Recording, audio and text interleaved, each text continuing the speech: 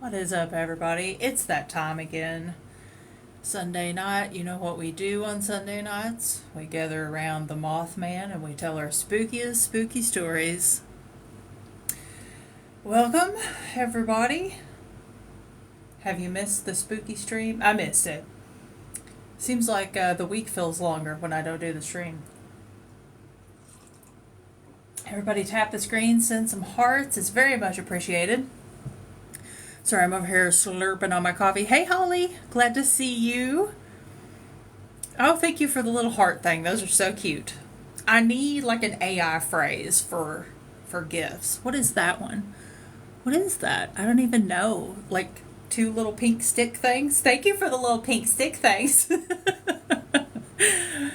All right, guys. So if you're new here, what we usually do is we gather around the Mothman. We tell spooky stories. We have guests come up and tell their stories. Could be paranormal, extraterrestrial, cryptid. For some reason, I used the wrong banner tonight. We also do glitch in the Matrix stories. I don't know where the text went. It's gone. But Mothman is here, and that's what's truly important. Um, Let us see. Let us see. There is Chris. All right. Everybody tap the screen, send some hearts. Let's get some people in here. More hearts means more people, means more ghost stories. Hopefully, we're not going to have glitches tonight. We had glitches the other night. Hey, Chris. Hey, what's up? Oh, just getting everything warmed up. All right. Yeah, Yeah. I just had to boot up one of my other phones because the phone I have right now dies really quick, Mm-hmm. and the other phones I have last a little bit longer. So I usually use those for the stream. Yeah. That makes sense. All right, everybody, the guest box is open. If you have a spooky story and you want to come up and share your story, feel free to jump in the box. We are ready for you. Oh boy, how's everybody's weekend going? Holy cow. Everybody having a good weekend? How about you, Chris? How's it going?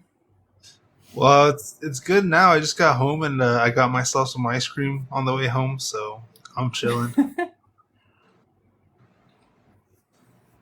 Very cool, very cool. Guest box is open, guys, if you want to come up and share a spooky story. In the meantime, click the screen, send some boops, some snoop boops right there, right on my beak. Yeah, awesome. Lots of little hearts flying across the screen. Thank you guys. Appreciate it. So, did everybody see my video I uploaded this evening? Holy cow. It's funny. As long as I've been on TikTok, I've never had anybody like not really too many trolly comments. And tonight it's been nothing but troll comments. So it's pretty exciting. This is a big deal for me. Never experienced so many trolls in one place. It's pretty impressive. And who knew that just talking about extraterrestrial theories in Kentucky would set people off? I never expected that. I figured, it's not even a controversial topic, is it? I mean, maybe it is. Apparently it is. I don't know. I didn't get a chance to check Weird. that video out. Yeah. It's a fun video. It's a weird story. Kentucky has some sort of magnetic disturbance in the ground, and some sources have claimed that it is like the largest in, I don't know, I guess like in the country or somewhere in some great region. I don't know. That's what makes us spooky, apparently. Guest box is open, guys. If you have a spooky story, jump in, come up and tell us a story. Glitch in the Might be a slow Matrix night. story. I know. I was just saying a minute ago before you got here, I think I did the wrong banner, but I don't know. I thought I deleted the old ones. I guess I didn't. Yeah, so if you have a glitch in the Matrix story, we do those too. Any type of weird story. Yeah, we might see Chief tonight. I saw earlier he was live on his channel, so maybe he's live. Maybe he won't pop in. Maybe he will. Yeah, I was on there with him like at 4 in the morning. Really? You got on his stream?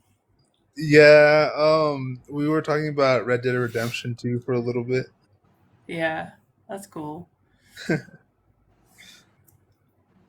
Hey, hello, welcome. Yeah, for some reason, I was thinking that tonight's stream might get kind of crazy because of the views on that video, but it may be calm and relaxed, which is good because I don't think I can handle a whole lot of trolly attitudes tonight. Oh No man. trolls. Yeah. It usually always starts off really slow, and then once it picks up, it's like uh, you can't get to everybody. Yeah, the floodgates are open at some point around midnight, just before the witching hour. Guest box, guys, jump in the guest box if you got a spooky story. It can be about aliens, UFOs, ghosts, Barbara Streisand, Mothman, Loch Ness Monster. You know, we're not opposed to that. Glitch in the Matrix. Yeah, any The, of those the time you topics. got sick at Arby's. Wait, who, me or Nessie? Oh no, I'm just telling the people they can tell us about their Arby's horror stories. Oh, yeah. Yeah, we also do Arby's horror stories. It's like a little Easter egg. We don't advertise it, but we definitely accept it. You know what? I pick on Arby's a lot, but I actually go there quite often because it's right next to my house. Really? Yeah, I love their mozzarella sticks. Somebody said something about an Arby's horror story on here one night a couple weeks ago, but I don't remember now what it was. Uh, do you remember that? It No, I it don't think so. wasn't you either. Yeah, somebody had an Arby's horror story, I think. I'm telling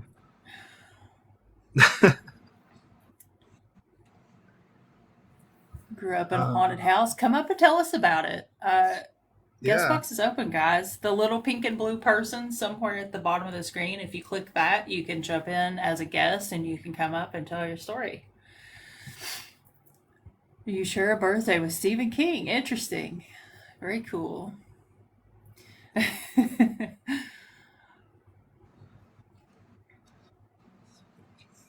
I wonder where Cat Mama is. She's always here on Sunday nights. Yeah, she's like a moderator almost. Yeah. I started to ask if she wanted to be one, but I didn't want to be like, be a moderator. You have no choice. So I don't know. If she asks, she definitely can be. But yeah. Who's that one guy that used to come on here all the time? What was his name? Red something. Um, Oh, Red. oh There God, I was there can't. was one person in the chat one night. I don't know if that's the same person that you're talking about. Um, No, he used to be here all the time. oh, I know who you're talking. Yeah, okay, I know who you're talking about. I haven't seen Yeah, him in a while. Pretty weird. I don't know like what happened to him. Hot dog, we got people. All right, let's see what kind of spooky story Colton's got.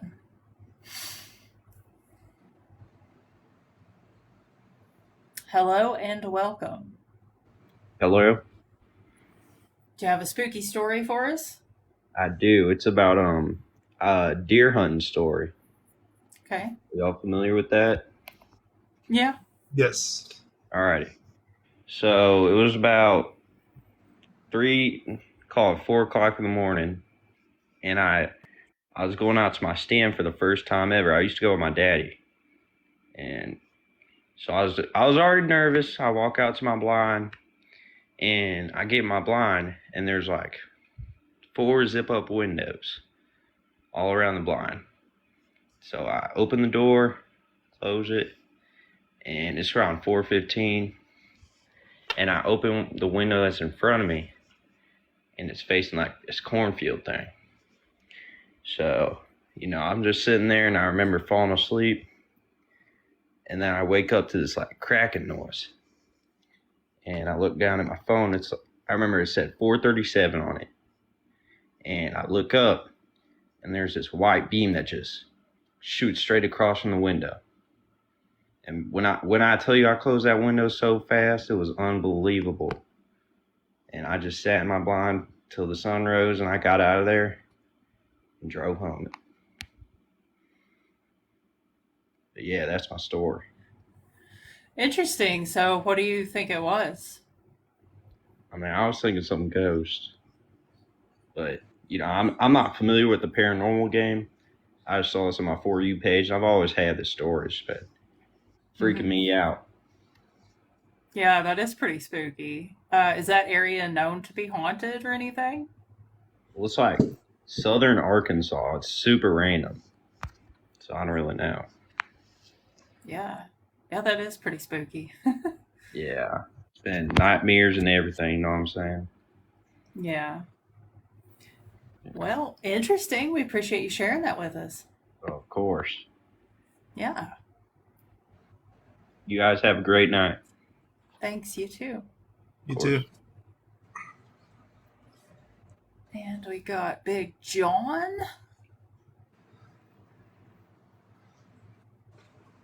Hello.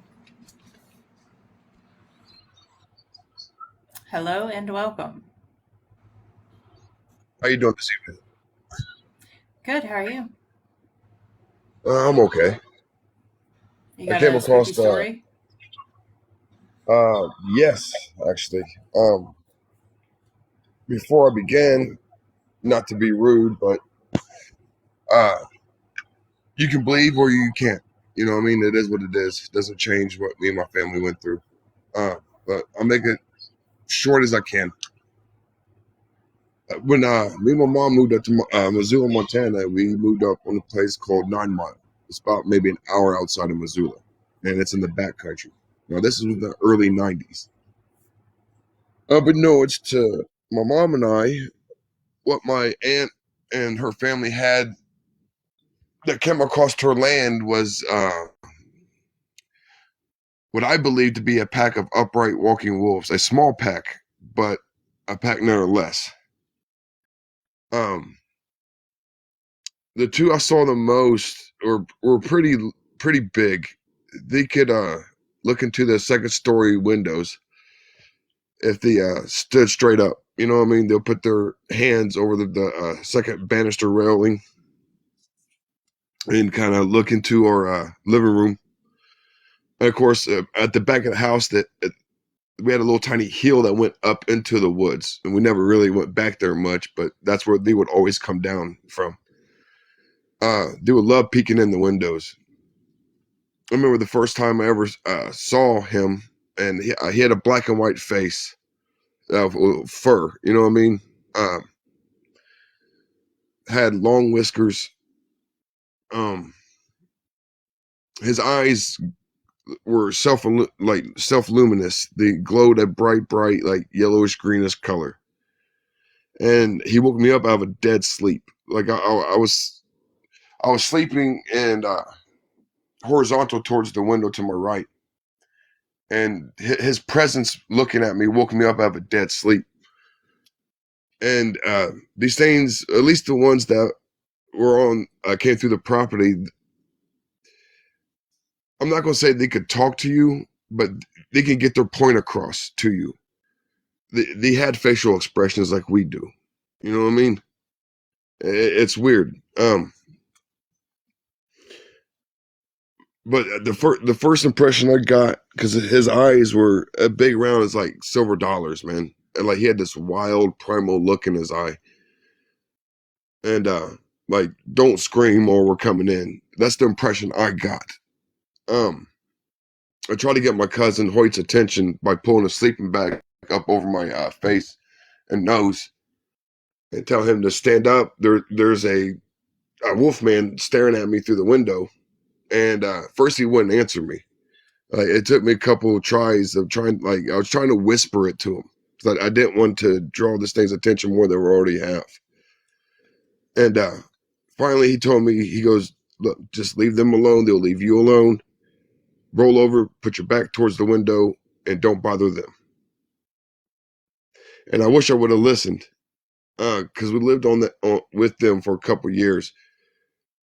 And when we moved into Montana, like into Missoula at the KOA, there used to be a huge cow pasture out back from KOA.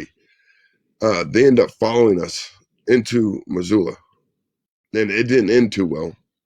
Like it didn't end well at all. But they would steal my toys that I would leave outside, and they would just come up missing. Um, they mostly just peek through the windows. That's pretty much what they did for the most part. Like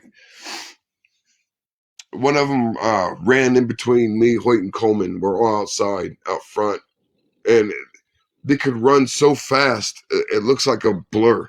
Like it takes your mind a minute to catch up to what you just saw, and by the time it clicks, then you know what I mean. They done ran past you. It's literally just like a blur. And I remember when that happened, we all just looked at each other and we just walked inside, didn't say a word to each other. Like they didn't like to talk about him. They didn't like talking about him at all. To this day, they won't talk about him. But it is what it is. Like, I can't force them to. You know what I mean? Um, yeah, that's pretty much the gist of it. So, are you familiar with Dogman, the cryptid? That's what they were. I just call them upright walking wolves. Yeah, I was going to ask you if you're familiar with Dogman. That's it. Obviously, that's what it sounds like. And I was trying to Google because I'm not familiar with the area that you were talking about. I've never heard of a Dogman sighting there, so I was trying to look it up and see if anybody else had reported it.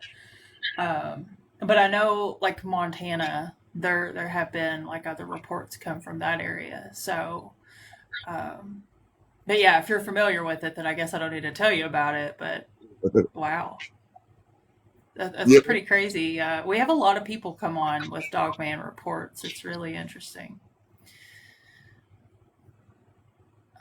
Yeah, this is back in the early '90s. Like it was like the cow pasture isn't there by KOA anymore. It's like a whole new like little neighborhood. And back Hmm. then on 9 Mile, our nearest neighbor was like 3 miles away. And Yeah, today, it, a lot of people live up that way now today. But yeah. it's I'll tell you, the police know about them.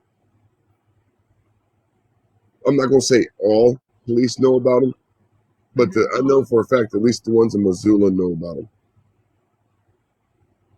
You know what I mean? Like, but they won't talk about it on the Yeah. record. Yeah, actually, I used to be a cryptid investigator with a pretty prominent dogman team in the United States. And the founder of that team, he also claimed that the police were aware of these particular cryptids. And he said that they had a code name for it. Are you familiar with anything involving a code name? I've heard black cow and black dog for Black cow assassination and black dog. Yep. of working wolves, but Yeah. I've never been able to verify it with any law enforcement agency. Yeah. But I just the one of his offspring ended up breaking into our trailer and ended up getting shot by our neighbor. Like I can remember the paramedics, I can remember the police, but I don't remember any interaction with them. I just remember being interacted with one man in plain clothes.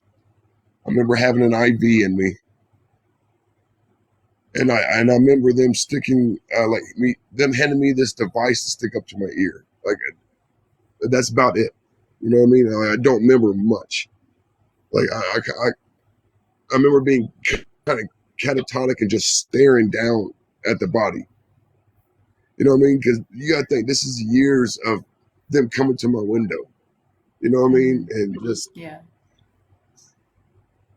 but yeah, it is what it is.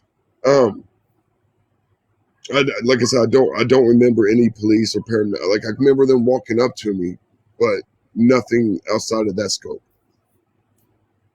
Yeah. Like I don't remember if they tried to get my attention, if they tried to ask me. I don't remember. Well, we really appreciate you sharing that with us. Very interesting Dogman case. Thank you.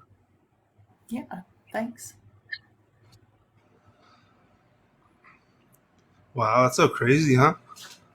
Yeah, it always kind of gives me goosebumps a little bit when people have um, Dogman encounters, because you guys know how I feel about Dogman, but I've talked to so many witnesses at this point. I don't know how to feel about it anymore, to be quite honest. um, Pretty wild. So we have somebody in the box. I'm going to get to that in just a second. Guys, if you're new, we do paranormal stories here. Any type of spooky, creepy story, it's on the screen. You can read the list. We also do Glitch in the Matrix stories. If everybody would tap the screen, send some hearts. More hearts means more people, means more ghost stories. And I'm going to bring TJ the plumber up and see what is up with TJ. Welcome. Hello, how are y'all tonight? Good. How are you? Doing great. That's great. I hear y'all talking about the dog man all the time, and I'm from down here in Mm-hmm. eastern Kentucky, and there's a lot of stories that I've heard back, my childhood, long, long time ago. And there's a story that my great great grandfather used to tell me, and my great great papa, we call him around here. Most people call him grandfather, but we like to call him papa around here. Mm-hmm. Um, Probably set in the 1930s, probably mid 30s to early 40s. My papa lived up a holler way out in the middle of the woods. Usually around here back in those days, most people were spread out and not, most everybody lived in the woods. And he used to have to ride a mule. The family was poor, they was pretty poor back in those days. And he rode a mule to work, and he would ride probably around about 6 to 8 miles every morning. And part of that trip was about a mile and a half out of a holler, and then the rest of the trip was down the railroad track to work. I don't remember where they said he worked at, but there was a particular night that he had actually rode to work, and he'd get up about 3 o'clock in the morning and get ready and get the mule ready. And just to get to work on time, he would have to leave that early. It took him so long. Like I said, he couldn't really afford a horse because I guess back in those days, everybody used mules to plow gardens and stuff like that. But on this particular night, particular morning, he was riding to work.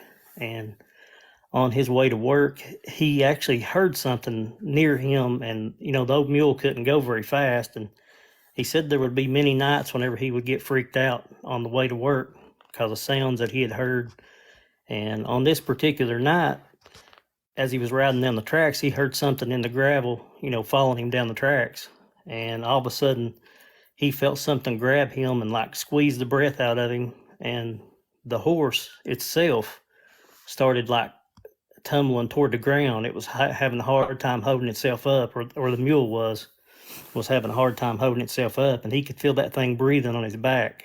And all of a sudden, the mule fell to the ground and knocked him off the mule.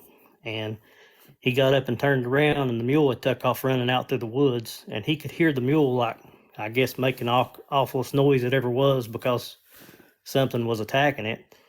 And finally, after him catching his breath and all this happening, the mule had finally came back to him probably about an hour later. And by this time, it was already about getting close to daylight. And the mule didn't have any bite marks on it from what they said. They said it had like 3 big claw marks on its back, and its tail was ripped off, and one of its eyes was put out, but there was no bite marks on the mule itself. Uh, so I'm not sure if maybe that was a dog man encounter or what that could have been. I've heard that story all my life, and I've seen a lot of weird things, and whether that's true or not, I really don't know, but it's just kind of a crazy story.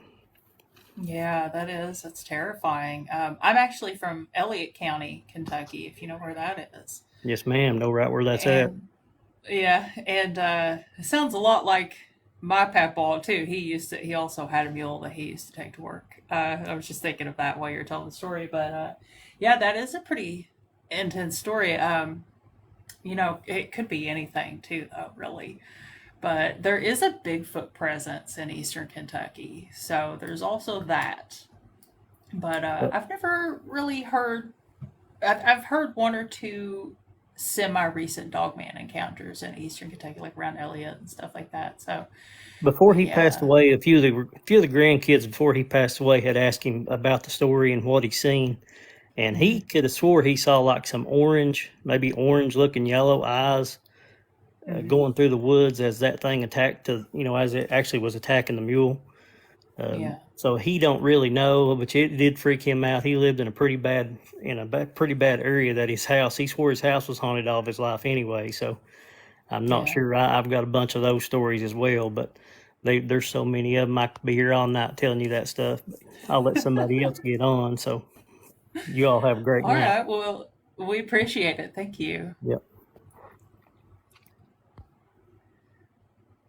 Yeah, that reminded me so much of how stories always started out about my papaw uh, taking his mule to work, and um, we had one story which it turned out like I think this is just a general urban legend, but one of the few stories I have of like one of my grandparents. I think it's either my grandpa or my great grandpa.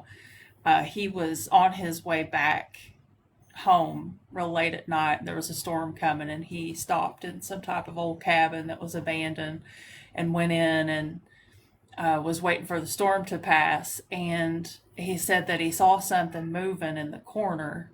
And then every time the lightning would flash, whatever it was would get a little closer and a little closer. And then it turned out that it was some sort of wild woman with, I guess, a weapon of some sort. And but I think they probably told that story to scare the kids because a lot of people have heard a story very similar to that. So, but when I That's was a kid, crazy. I thought it was the coolest story ever, and I was like, I got to tell everybody about this. But then it turns out everybody's already heard it from their grandparents. So, Yeah. but hey, Tully, I see those spooky ghosties in the comments. We had somebody in the comments said that what was it? They lived in a UFO, or they got abducted, and they were, I don't know, texting us from inside of a UFO, something like that. What the All right, heck? guys. Guest box is open. If anybody has a spooky story, it can be glitch in the matrix, paranormal, extraterrestrial, cryptid. It could be about the Loch Ness monster, although I have a feeling that it probably won't be. Any of those topics, spooky in general, feel free to come up and share your story with us. We've had some good ones so far, Chris. We're doing pretty good. Yeah. Off to a strong start. Mm-hmm. Yeah. I just want to say, Dogman is so your spirit animal, by the way. Who, me? Yeah. No way. You don't think so? Or is it the Loch Ness Monster? I think maybe it's It's that one. Nessie. It's Yeah. definitely Nessie. Deep down, in my dark, withered little heart, I am the Loch Ness monster. Um, oh, it looks like there's some cool spooky stuff going on in the comments. You guys hop in the guest box. Guest box is open. Feel free to come up and share your stories with us. What kind of stories are you manifesting tonight, Chris? um, I don't know. I mean, how do we get a lot of Dogman stories in here? I can't really remember. Yeah, I feel like we kind of do, but usually with Dogman, I feel like a lot of people aren't familiar with cryptids, so they don't Yeah. know that their story is about Dogman. But yeah, we do. We get a fair amount of Dogman stories. It's crazy how many people have had supposed encounters with Dogman. I'm starting to believe in him myself. I know it really is, and that's what like freaks me out is because I kind of I waffle back and forth on it myself, and then I've just heard so many people talk about it. It's like, well, this thing's got to be out there. Everybody's seen it. Yeah. And I saw something. I don't know if it was a dog man, but I saw something akin to some type of ginormous cryptid. one Yeah. time. Someone says, Chris, have you ever seen a shadow person? I actually did one time when I was like a teenager, and it was in it was during the daytime too. So it could have been my mind playing tricks, but I don't know. I'm pretty sure I saw it like for a split second, and then as soon as I looked at it, it just vanished. So I don't know. Maybe we get a lot of Hatman stories in here. We do. We definitely get lots of Hatman stories.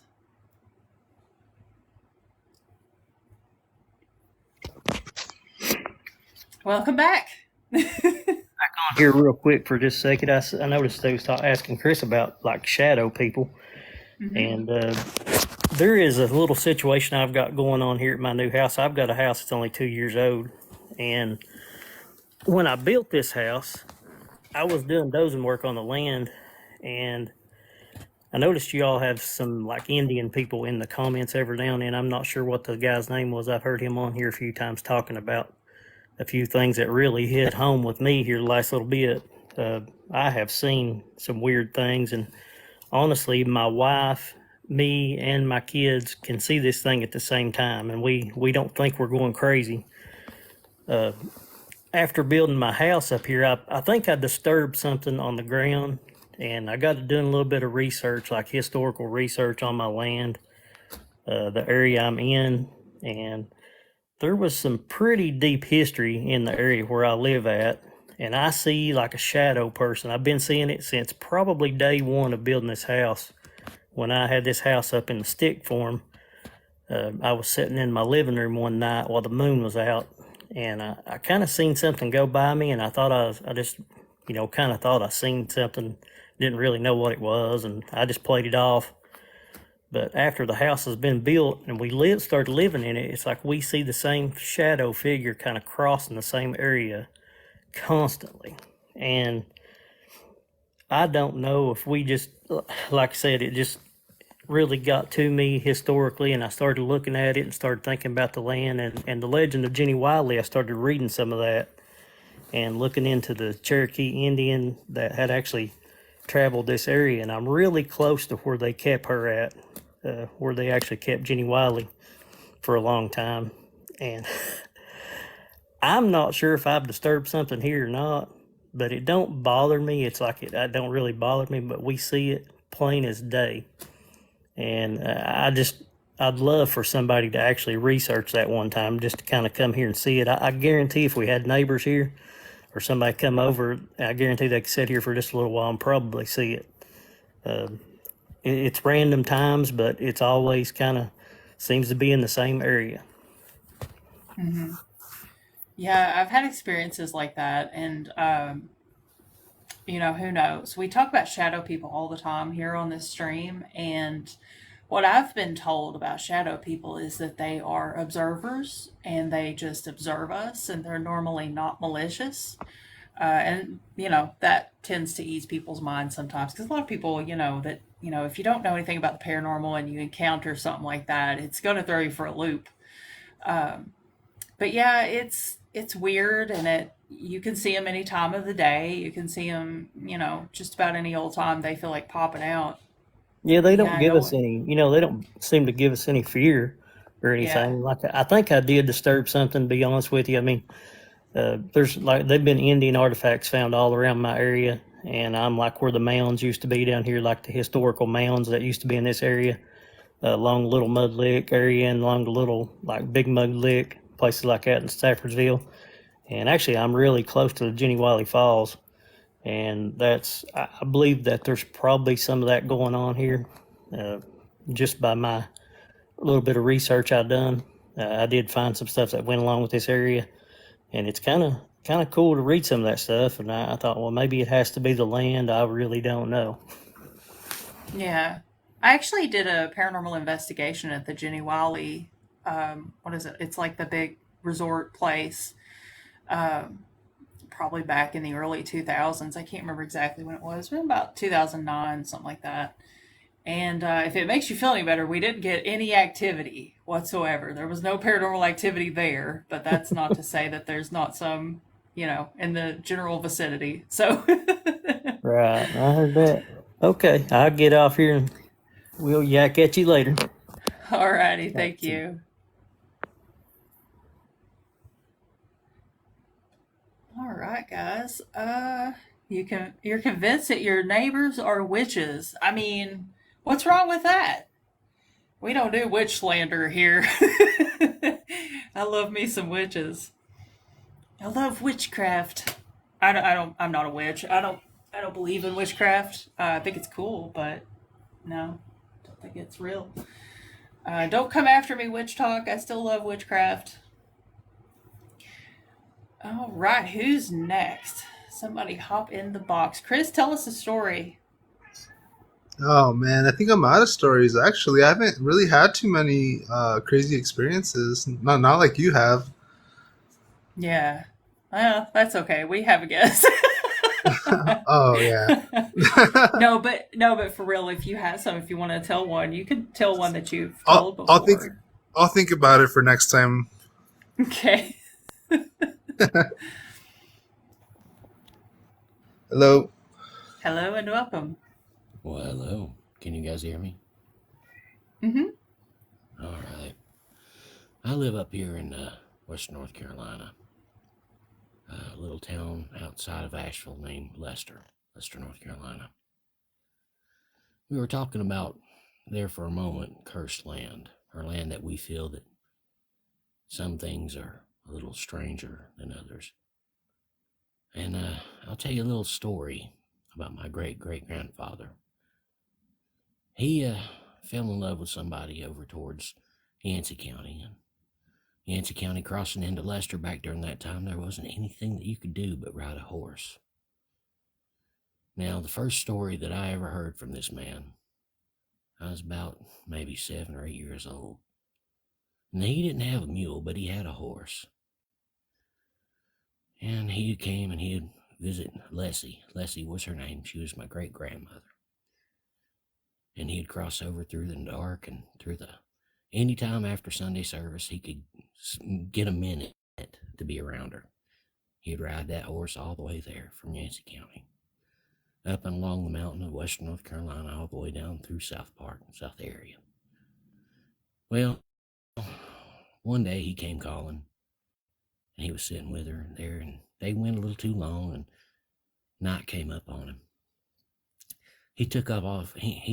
They had their parting words, and he went up along the ridge, started crossing over that little area that's between the top of Spivey all the way into where he goes.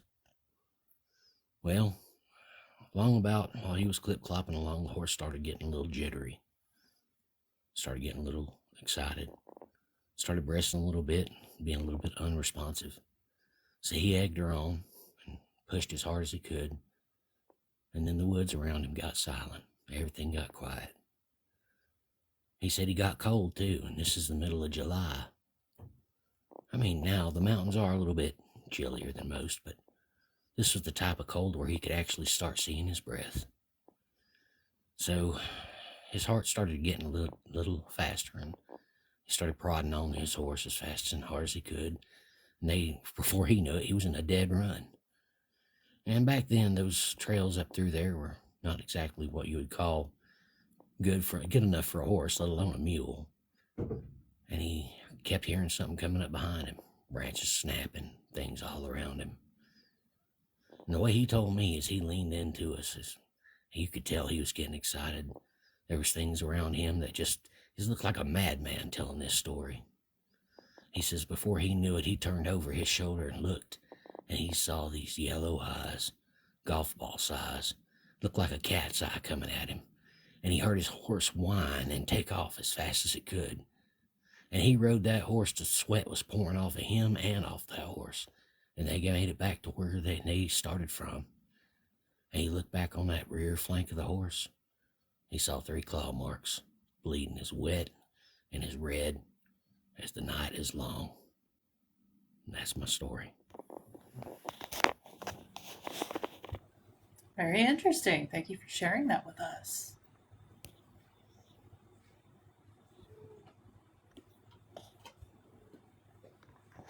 You're welcome. I have plenty more. Yeah, hey, jump in if you got some more. Throw some more at us. Yeah. All right. Well, I grew up on Dix Creek #1. Now, I don't know if you all know anything about spirits being in water. Spirits around water, some folks believe that spirits get trapped in water or near water or around water. Well, Dix Creek #1 and Dix Creek #2, there's a creek on the Dix Creek #1 that connects to #2, and it creates this weird little inlet. You got this section of land that's between two creeks. Now, my grandfather used to sit back on the porch, and he'd point up towards the top of the house, or toward the top of the other part of the property, which is where the Buckners lived. These folks weren't rich or anything. Nobody was rich back then. And he would see these lights that would come up around dusk, and they'd go off into the woods. Now, I don't know about Kentucky, but here where I'm from, we have our hollers. Our hollers, and this one was our haunted holler. It was an area that connected between Dix Creek #1, crossed over the first creek, and then ended up in what they called Solomon Holler. And to us, the kids, we didn't call it Solomon Holler. We wouldn't even ride our bikes there if it got close to dusk. Well, he would tell us about these lights that would rise up along this upper part, and they would go up in the woods at night. And well, me and my friends, as we got a little older, we got a little braver and probably a little bit dumber. We would ride our bikes up through there and see if we could just chase those lights that he would see that would go up through there. We chased them one evening. It was long past dusk. We were actually heading up that way, and first thing that we saw was those lights, and they would go into the tree line. We followed them. They'd go a little bit further. Things would get quieter. We'd keep following and keep tracking. Along about halfway through them woods, we heard this god-awful scream. It wasn't no coyote. It wasn't no wolf. We don't have wolves here. And everything around us. You see, the thing about this yell is this scream, this cry out in the middle of the night, is that it wasn't just in front or behind or beside. It felt like it was all around you, and you could feel it on your skin. You could feel it just pulsing into you. And whenever you hear a scream like that, you don't know if it's man, but you hope it's not a woman or a child or anything. You got your eyes wide open and your head on a swivel. Well, we managed to get our bikes all the way across Solomon Holler and made it to a place called the Peaks Residence, where they seemed to be like us, and they went to school with us pretty much, and they knew us, and we came down to riding that bike as fast as we could. All of us, all three of us. We made it to the Peaks front porch, and we were just crying out and saying, "Hey, can somebody come out and help us?" And their dad, I believe his name was Gerald Beat, and he came outside on his porch, and he says, "You boys know better to be in them woods at night. Now come in here and pray with us." And that's another story.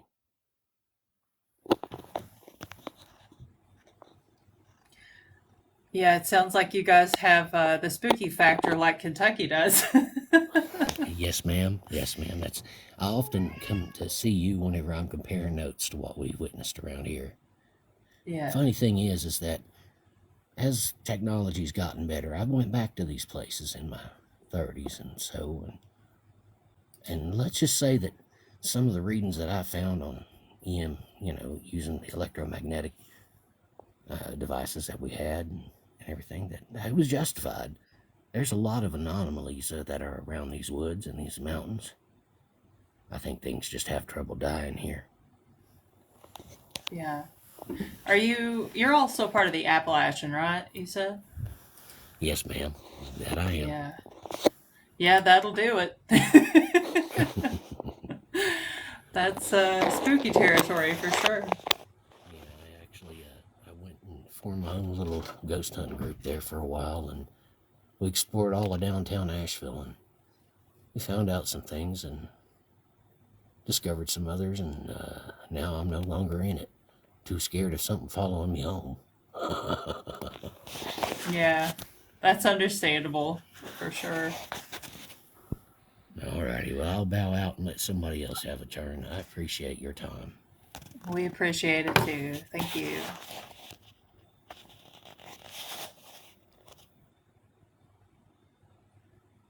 Someone said, I love your voice. Yeah, perfect Yeah, for spooky stories. Yeah, yeah, he does have a cool absolutely. voice. Yeah. All right, guys. Guest box is open. I think Bean is wanting to come up and tell a story. He's meowing like crazy tonight. My cats have lost their minds tonight. Quick story. My cockatoo. You guys know what an umbrella cockatoo is, right? He just screamed when I said my cockatoo. He's been singing this song for like probably since I got him. And he's a rescue, so he's like 30 years old, 30 or more. He may be older than that. But he's been singing this song, and I'm like, what is he trying to say? Because it was kind of garbled, and I couldn't understand it. And I figured it out tonight what the song was, and I played it for him, and he's just been bouncing off the walls all night long because he's so excited that he gets to hear this song that apparently his first owners must have played for him quite a bit. And his name is Sugar. So when I first got him, I was like, I wonder if you've ever heard that song Sugar Sugar from like the 60s or 70s. So I played it for him and he immediately recognized it. And so then tonight I was able to figure out that that same group who sang that song also did another song called Over and Over. And that's the song. My cockatoo's been singing this song like just incessantly at the top of his lungs. And so when I played it for him, oh my God, I'd say everybody in the neighborhood could hear him screaming and singing. It was crazy. Um, That's funny.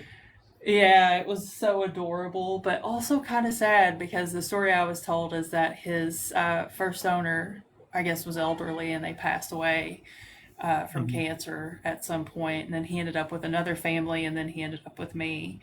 And so it's kind of weird to get a glimpse into his history a little bit through his favorite song, apparently. um, Yeah. yeah, finally got to play his song. All right, guys, come up and tell us a spooky story. Everybody tap screen, send some hearts, get some people in here. More people means more. More hearts means more people, means more ghost stories. You guys know the drill. Come on up, share your stories. Do Glitch in the Matrix, Paranormal, Extraterrestrial, Cryptid. Have you been abducted by aliens? We want to hear about it. Hello You know from what I think? Ashland. Yeah. Oh, You know what I sorry. think? No, sorry. I'm telling you, I'm so scared of talking over you. Chris, no. But You know, I told you don't worry about that. It was just that one guy. yeah, but I don't know. I'm scared of Sarah, guys. You I'm not better treated. be. I'm not treated very well around here. No, I'm just kidding. No, but I was listening to one of the past live streams, and you had a lady on here. She was talking about how she had one of those alien foreign objects implanted into her or something like that. And I've Uh-huh. heard stories about that before, and I always thought they were so cool. Yeah, they are. Those are terrifying stories, though, really. Um, Yeah, that personally scares the crap out of me to have ooh God, like ugh. like a little alien Ugh. tracker inside of you. I know, yeah, like a little alien LoJack. Uh, an alien AirTag. Yeah, pretty much. No, but I don't know if I believe it though, because I mean, how come they haven't taken one of these things out? I mean, I think they have a picture of one that supposedly they took out of somebody, but I don't know if I believe it. I mean, yeah, it's one of those things where it's difficult to wrap your brain around something like that, but there's so many people out there that claim to have this experience. way I look at it is whether you believe it or not, it's their experience, and I want to hear about it. Either way, no matter how outlandish it is. So, Yeah. yeah, because I mean, there's things in the paranormal, like I've had experiences that are so over the top and ridiculous, I don't even like to tell them because I wouldn't probably believe it if somebody told me my own story, like if it was their encounter instead. So it's just like, it's kind of hard to tell those things sometimes. It's really cool that people take the time to come up here and share it with us and trust us Mm. with their encounters and stories. So definitely feel free to share, guys. We will listen to you very intently, and then we will commence to having nightmares later after you scare the crap out of us with your paranormal stories. Um, Guest box is open if anybody wants to come up and tell us a spooky story, especially if it's about UFO abductions, alien implants. Tell us your experience. Is anybody out there a starseed? Is anybody out there psychic? We're always looking for psychics to come on, but we haven't had any yet. Well, we've Yeah. had some people who say they have like mediumship abilities, but I'd like to get a psychic up here and talk to them. I think that would be kind of fun and kind of cool. Um,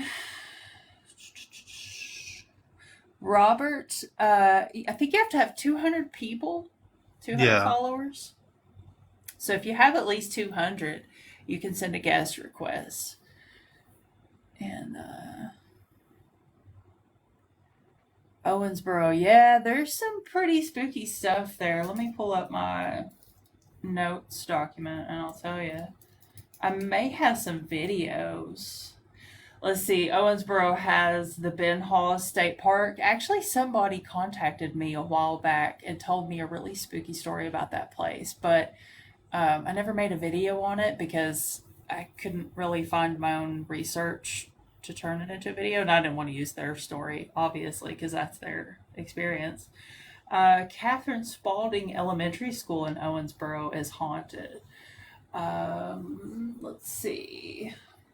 There's a haunted hospital. Not sure which one it is. Wilson House, if you're familiar with that. Maiden Lake. The woods around the lake are apparently haunted.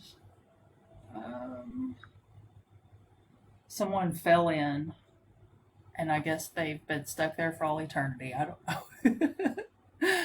That's actually a new one on me. All right, let's see what Stuart's got for us. Hey, Stuart.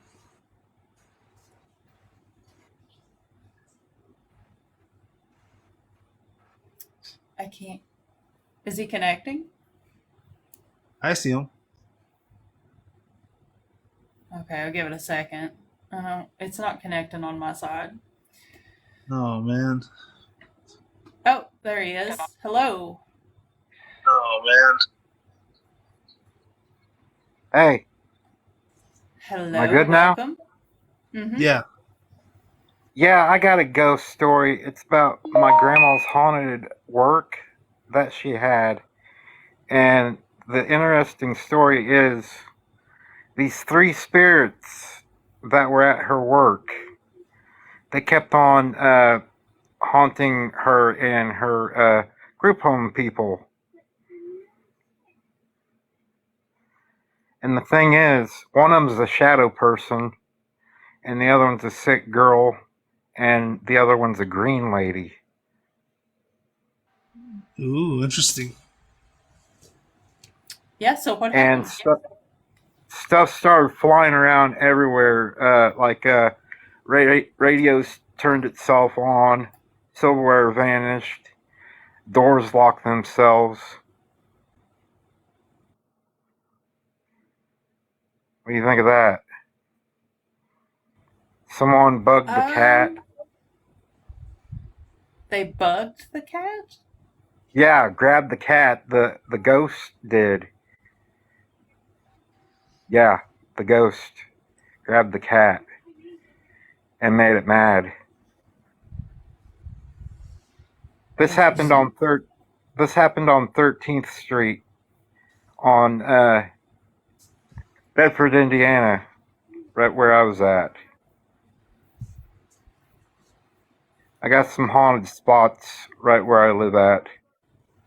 And my grandma said it was built over a hospital ground back in the Civil War time. Yeah, Indiana has a lot of history. I'm actually familiar with Bedford. I've been there quite a few times. Yeah,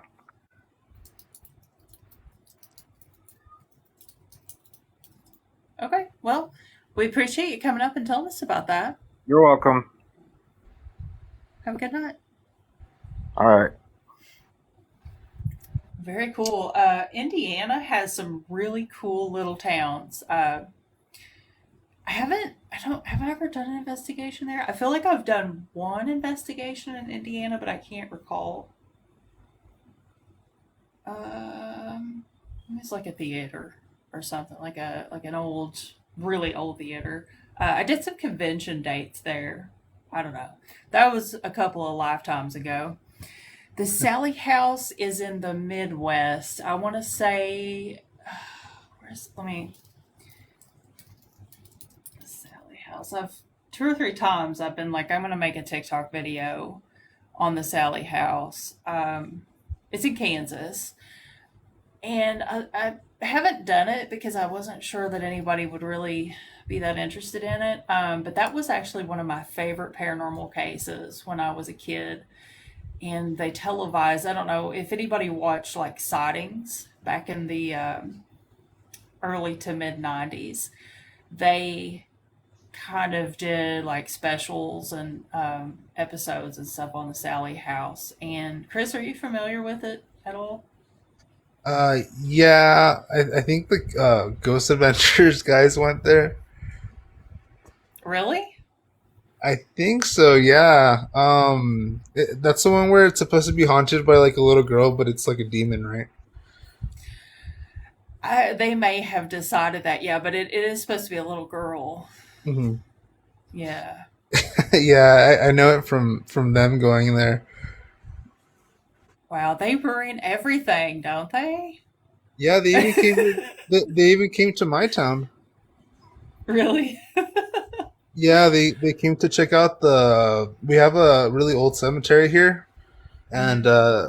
yeah, and man, it's like you can't tell how fake it is until they come and do it in your town, and then you're like, oh, come on now, because I don't know. But yeah, they went to the cemetery and then they went to some like really old hotel that we have here, and it actually burned down like not too long ago. So I don't know what's going on in that place.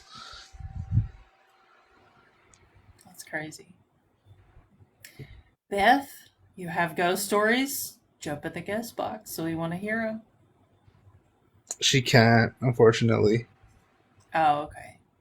Yeah, Sarah, do you have any Texas stories, ghost stories, cryptids? Um, I have interviewed people who have cryptid stories from the state of Texas. There was actually a guy that I did an interview with 2 years ago, I think. He Uh, claimed that his property was infested with dogmen, and I guess they were terrorizing him. And Chris, you know which one I'm talking about. oh, the guy with the yeah, And yeah, no, I'm sorry. yeah, he had all sorts of videos and stuff where he claimed that they were, kind of swarming his house and stuff like it. It was a very ominous, eerie story. And the guy sounded terrified. And I have not heard anything from him in like, I don't know, a year. So I kind of wonder how he's getting along with all of those dog men, if they ever went away or if any new developments have happened on his property. Um, Yeah. but I don't have any personal experiences or anything. I got lost in an airport in Texas one time, and because I got lost and I was so sad and I started crying, they gave me a first class flight out of there. They upgraded me for free, Oh They were man. super nice to me because I was like, I hadn't slept in 24 hours. And so when I realized I missed my plane, I was just like, help me. And they did. And it was awesome. And I got to drink free screwdrivers all the way to, I don't even know what state I was going to at that point. Oh man. What airline That's was my this? only Texas story. I need to That try that. was that was the one with the trolley cars. Is it Dallas Fort Worth? Oh, I'm not It's too sure. enormous. It is Yeah. enormous, and I don't think I've ever been in an airport that big. That is a really scary story, Tully. Hey, Yeah, why did? those little trolley things, man. Holy cow. Oh man, I was gonna ask if he could come on here, but I don't think he has enough followers. Um, yeah, I would love for Tully to come up with us. You Yeah. guys, everybody go follow Tully. You see Jesus Tully in the comments. He's one of my mods and he's awesome. And he has his own channel. He can tell us about it. You guys go follow him and get him up to where he can come up live with us, please. I would appreciate that so much. And actually, I probably should direct them to the other channel. Uh, yeah, get him up there so he can come up with us. Tully, he has a lot of channels. He does a lot of cool stuff, videos and stuff. So we'll talk about that in a minute. I don't know what to say about it just yet, but yeah, hopefully you guys follow him and get him up to 200 at least. Let's see. Tell us a story, Chris. Well, geez, I think I've told all of them on here. Let me think. I'm pretty sure. I think I saw a UFO one time. I was driving to God. Where was I going? I was going to Las Vegas actually, and I was driving. This was really late at night, maybe like maybe 11, close to midnight.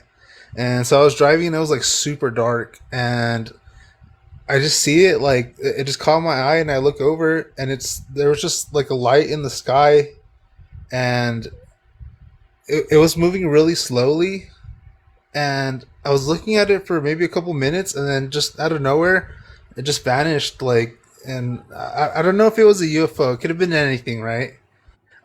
It's not as exciting as my the other UFO story I told on here. I don't know if I should tell that one again. Tell it. Yes. I'll just tell the really quick version of it.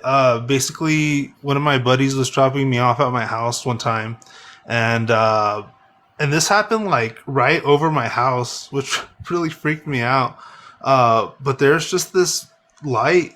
It wasn't even a light. It was like a ball of goo, which sounds really weird, but it was like a ball of greenish, bluish goo, and right when we saw it, it shot up into the sky and it left like this little trail of that goo stuff. And it was just the weirdest thing I've ever seen. And that's probably my go to paranormal story when somebody asks me to if I have any stories. Um, Mm-hmm. yeah, it was just so strange. Because most people see like crafts, right? When they see a UFO. I don't know what the heck this thing was. Did you touch the goo? Like, was there some on the ground? Oh no no no, I wouldn't have. I don't know exactly where I would have gone, to see if there was any on the floor. Because I mean, it wasn't like directly right above my house. It was like it wasn't directly right above my house. But it wasn't really high up in the sky either. Like it was pretty close to us. But no, I didn't go to see if there was any, if it dripped any on the floor. Maybe I should have gone, but no. Yeah, that's really interesting. There have been some UFO sightings where it kind of, I don't know, kind of sounded like maybe plasma or Yeah. something, um, so I'm trying to Google it right now. It says that there was one over Arizona in, what year was this? Mm, I don't know what year this was. There's no date on this article. Skyworms. What the heck's that?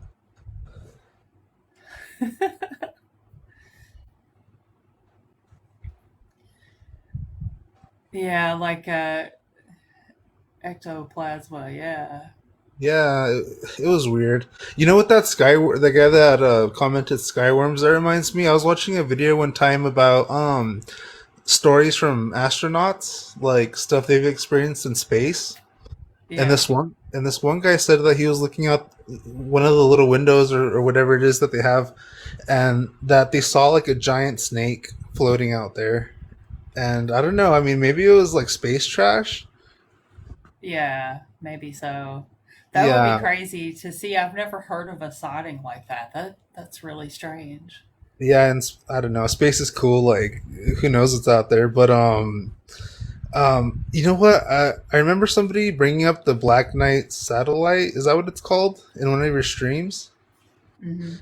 Yeah, I was like obsessed with that for a while, but I mean, I guess it could be space trash, but I think it looks interesting. Oh, Tully says that that's Cecil from Weird. Hey, Cecil. I didn't even realize that was him.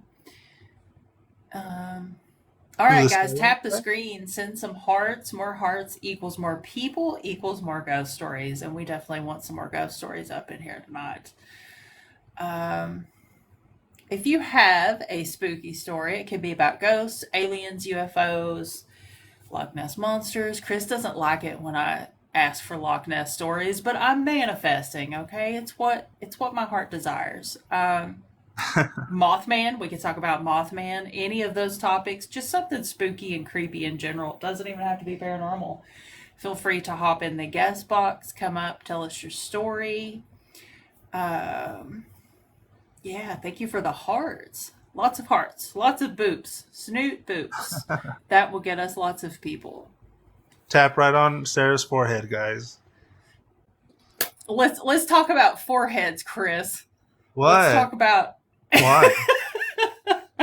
Why? you guys. Chris has this thing where he makes me feel bad about myself by taking pictures of me and making my forehead enormous. And I've spent the entire weekend crying because I have all these pictures now on the internet of my forehead being It's just not true. positively big enough to land an aircraft on. Or the So phenoclites.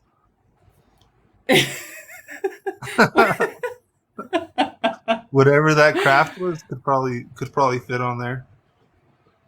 hmm yeah. It's not true, guys. She's making stuff up. I'm not making it up. It's true. Chris is mean to me. I'm just kidding. Yeah, no, it's true. I have one of those pictures of her with a big forehead as my contact picture of her. So yeah, it's true. Yeah. Hmm. All right. TJ's back. He's going to tell us another story. All right. Yeah, this one Welcome here. back.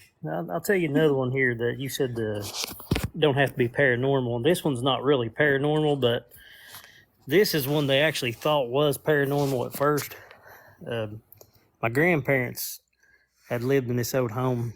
Like I said, most of them lived back in the woods in these areas, and there was somebody that actually had broke into their house and they didn't realize it. And for about a week and a half, 2 weeks straight, they would hear pots and pans in the kitchen and uh, hear a few things going on in the house. And when they would wake up in the morning, they would actually see drawers open and things laying around the house that they knew wasn't there. And one night, my mama and papa was laying in the bed, and this has probably been about 2 weeks this had been going on in the house. And they were laying in the bed together, and all of a sudden they started feeling something under their bed mattress. And a machete jabbed through the bed and up into the bed mattress on my grandparents. And I guess my papa woke up quick enough to be able to see what was going on, but somebody was under the bed and had jabbed a big machete up through the bed and tried to hurt him. And he ended up Wow. trying. That it was a crazy story, but that was a true story. And I think I had nightmares as a child a lot of times, hearing that story, wondering what was under the bed was going to jab a knife up through the bed on me. So that's just kind of a wild story. I didn't know if anybody had ever, witnessed anything like that or what. Yeah, who did it turn out to be? Was it just like a burglar or? Yeah, the guy had actually broke out of jail, and they had been looking for him for a while, and he was living underneath my mama and papa's house. Oh, wow. That's It was pretty wild. terrifying. Yeah. You reminded me when you said it didn't have to be paranormal. I thought that's a pretty wild story. That always gave me nightmares. So, Yeah, yeah, that would me too. Holy cow. all right, I just figured I'd let you hear that. All right, we appreciate it. All right, see you. You know, that reminds me, Chris, I don't know if you were coming to the streams yet, but there was a guy came on one night, and this was the craziest story. I still think about this story once in a while. He was talking about how, I forget who he said it was. There's been so many stories. I have trouble with the fine details. Somebody he knew had bought a house at some point, and the upstairs bedroom that ended up being the daughter's bedroom had like a little hobbit door. Yeah. And were you coming to the streams for this one? Oh, no, no, I wasn't there for that. Well, he said that the little girl kept telling the parents that there was something bothering her at night. And I Mhm. think they were probably thinking, maybe paranormal. And it turned out there was a person sneaking into the house through that little doorway. What? Because apparently somehow it led to the outdoors to where he could get in it and like climb up to the upstairs or whatever. Like I said, I Yeah. can't remember all the specific details, but I thought that was terrifying. And that's not even paranormal, but that one, oh my Yeah. God, can you imagine? Yeah, and there's so many stories like that too of like I don't know if you saw the video. There was a video of there was like a homeless lady living in this person's attic. Yeah, Yeah, and she would like come out of it at night and like drink from his like milk cartons and stuff like that. Oh yeah, man. Yeah, that's crazy. yeah, that is terrifying. You know what's weird though? When I was little and my mom was looking around for a house to buy for us, I was obsessed with those like little secret doors that some Hmm. houses have like in the closet. But maybe it's for the best that we didn't get one because I feel like it would have creeped me out at nighttime. Yeah. Not to mention if you had some type of creepy person crawling in at night and bothering you through the little door. Yeah. There was a TikTok some lady made where she felt like air coming out of her mirror in the bathroom, and she took the mirror off, and there was just like a completely parallel abandoned apartment on the other side of it. I think I I don't. saw that. Yeah. Yeah, and I thought that was really interesting, but really creepy. Yeah. Tully said the above the refrigerator lady. Yeah. I wonder why Chief's not in here. You know what? I'm kind of upset with him because I sent him the live and he's still not here. Oh, he may be feeling bad or something tonight. Maybe he's got to go to bed early. I'm gonna check to see who's in here. I wish Kenneth would come back. I really like him a lot. Yeah, Kenneth has some good stories for sure. Everybody send Chief the live stream, and maybe he'll come. He'll appear. Or Large Sales. I wonder where he's at. I don't know. Is there like a TV special or like a football game or something going on in the rest of the world that I'm out of the loop with? Like, is today a holiday? I don't even know. I don't know. Maybe everybody's busy doing something. It's a lazy Sunday. Everybody's chilling. Yeah. Um, God, what was I gonna bring up? Oh yeah. Does anybody have any glitch in the Matrix stories? like maybe something randomly appeared in your house that you've never had before, or what's the other one? A duplicate of something that you Hmm. own?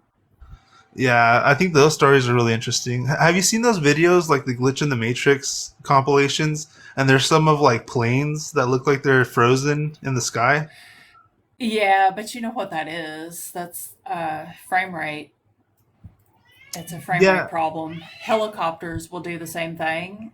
yeah, Fan blades, I think, will also do it if they're going fast enough. It's just a frame rate problem.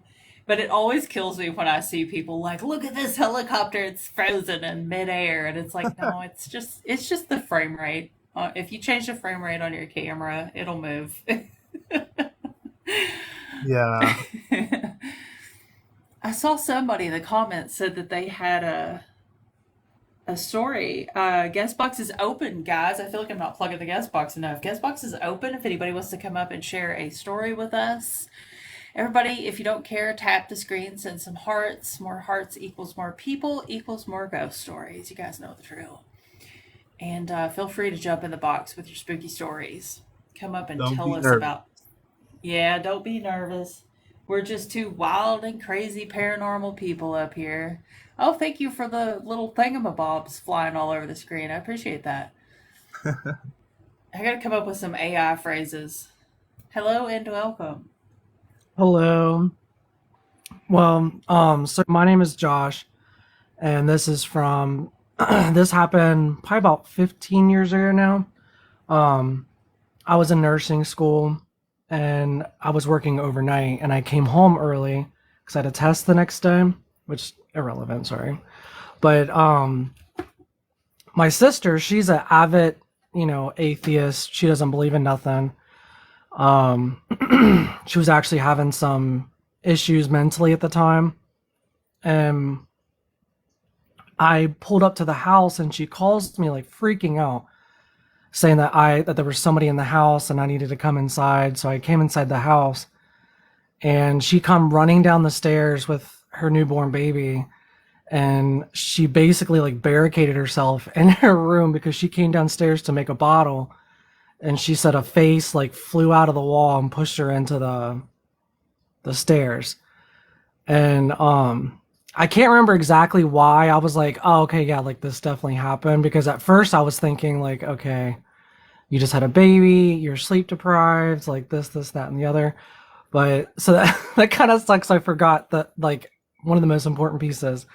But but yeah, I mean, but after that, the house just got more spooky, I guess.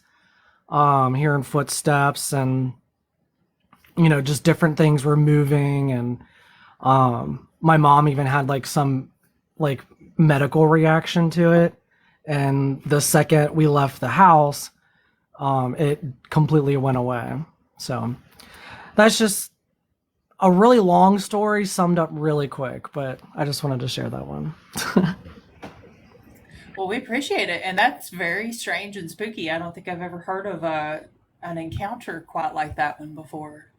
Yeah. Yep, it was spooky, but that's what got me into the paranormal. I'm like, yep, well, there's definitely something to it. So, Yeah, for sure. Well, we appreciate you. thank you. Thanks. All right. Yeah, that's a weird one. I've never heard of anything like that. Um, yeah, you gotta have 200 followers. That's the only bad part. Yeah. If you have 200, you can jump in the box, though. Come up and tell us your story. And let's see. I know, yeah. Well, sometimes I don't know. Sometimes I shouldn't like press people if they say that they're summing up their story, because it might be, some people get nervous. I get nervous before I come on live, and then I just start rambling and talking, and I'm like, well, I've ruined it now. There's no point in being nervous anymore. But not everybody is a big mouth like me, so uh, if they want to summarize, that's fine. It's okay. It's okay to summarize. You can come back up here. Um, yeah, yeah. If anybody wants to tell a long story, that's perfectly fine. Lord knows we've had some long ones on here, and some of them were pretty terrifying. That one from last week with the Airbnb, that one was really spooky. Oh I think yeah. that was like our first one of the night, and everybody was thoroughly terrified after that.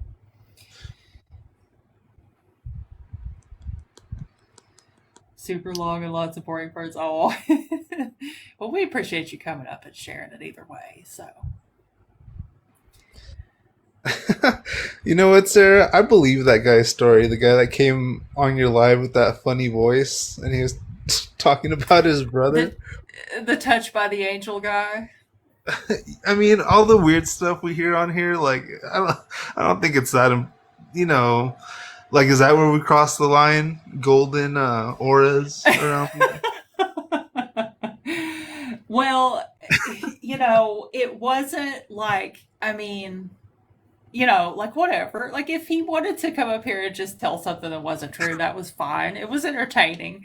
But I could not help imagining the scene from, like at the end of every episode of Touched by an Angel, where she's like, I'm an angel sent by God. I don't, she wasn't Australian, but that's as close as I get to the Irish accent. And then she would start glowing.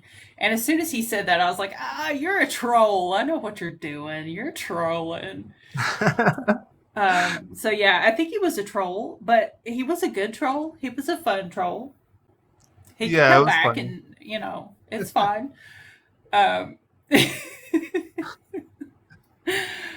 I don't know. Sometimes people come up and they just are winging it, and we can tell. I think, what was it, like my very first one of these, like probably a year ago, there was a woman came up and she was totally winging it the whole way, and it was so obvious. And I was like, I was getting distracted by comments and stuff, and it was just like it was a mess. And I thought, you know what? From now on, I'm just gonna, if their troll story's not good, I'm just gonna kick them. So what else to do? You know what? I just thought of a story, but it's not paranormal. It's and I know you don't like this, but it's kind of a true crime story. Uh-huh. I don't know. It's kind of short. Let me just tell it really quick, and it's not really, I'll be careful with what I say.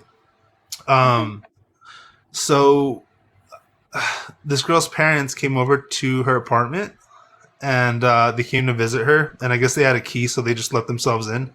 And they didn't see her in the living room, so they went to her bedroom, opened the door, and it was completely dark in there, and they saw her in bed with somebody, and the father was angry, and he said, "You guys get dressed and come out here immediately."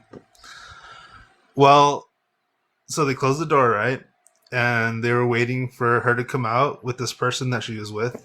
And quite a while passed, maybe like 20, 30 minutes. And they're like, what the heck? So they go in there, they go into her room again, and they turn on the lights, and she's in the bed, and she's unalived. So what they actually walked into was an intruder unaliving her. And when they closed the door, he went out the window. So yeah, it's pretty crazy. I mean, I don't know if anybody else has heard of that story. I don't know if we have any true crime fans in here, but I thought that was pretty bad. It is. I'm in a weird place right now where you just told this horrific story, and yet for some reason I'm trying not to laugh because of one of the Oh my comments. I'm so god, sorry. Sarah. Um, this happens sometimes. What? Sorry. So, okay, the comments, I was like, I'm sorry, I'm not laughing at the terrible true crime. Um, Cecil in the comments says, crime needs to be on a shirt. Hold on, I gotta find the It needs to be on a shirt, is what he said. So I'm sitting here trying not to laugh while true time, guys. you're telling about unalivings, and I'm like snorting. I'm sorry. You know what? This is karma, guys. It's karma for because I'm always picking on Sarah and making her forehead big. So karma. Yeah. It's wait, who's karma, Chris? Is it mine or yours? Mine, Oh. because I messed up and now everybody's laughing at me. So,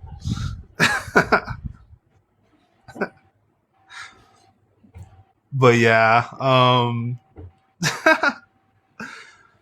I don't know, but I thought that was pretty crazy. I That think Sarah. was actually. Yeah. Are you laughing so hard that you went to go get a tissue or something? No, I was getting a cup of coffee. It's decaf. Don't worry. Um, I should make that my panel name.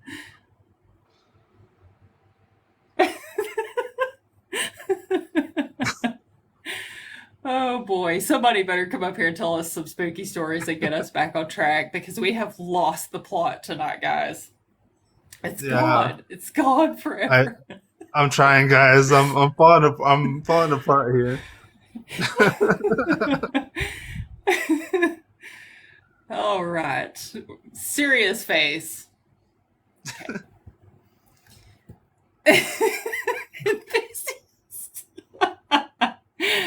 Okay. That's me. oh Lord. Yeah. I'm never gonna live this one down. And to make it worse, you record these, so I can't wait till this one goes up on YouTube. Hi, YouTube I people in the future. I don't record them. TikTok records them. It's not me. Oh yeah, Actually, if anybody out there wants to screen record them and then send me the screen records, that would be fine. I would accept that. Oh, we got two people all of a sudden. Uh-oh. All right, let's start at the top. I don't know who was here first. Hello. Evening. How are you? Good. How are you doing? I'm fine. I'm sorry if I seem a little bit nervous. This is my first live, but I do have kind of a creepy story. Awesome. So, I live in Kentucky as well, and I live way out in the middle of the woods, and I spent my whole life out in the woods, so I can pretty much tell you every sound every animal makes around here. And me and my brother were out uh, hunting one night, and we heard just these loud, high pitched screams that neither one of us could identify. So we're assuming that we may have a Bigfoot in our area.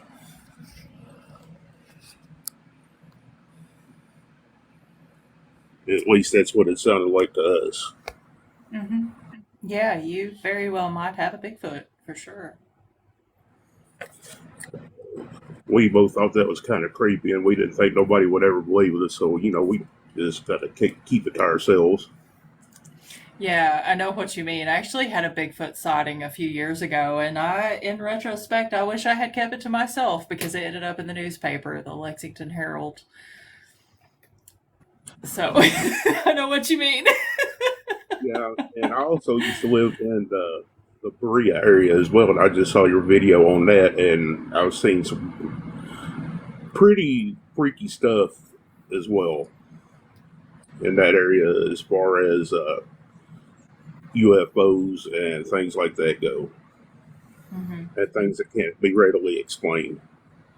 Yeah, there's a lot of crazy stories involving extraterrestrials, UFOs, and stuff like that down there. And I couldn't squeeze them all into that one video, but it's really interesting. And are you familiar with I don't want to use too many keywords because TikTok will flag us for the night, but the depot. You familiar with the depot in Richmond? I have heard about that, and I also have well, a theory about the Bermuda Triangle of Kentucky because Kentucky was formed on one of the biggest fault lines in the country. It's bigger than the one out in California for a lot of people that don't realize that. So it's not really surprising to me that there's a lot of electromagnetic activity because of all of the cave systems. Because we had no idea what's underneath all that. Yeah. Yeah, And and we that whole also have thing one of the with largest the case Kentucky systems in the anomaly is world. really weird too. Yeah.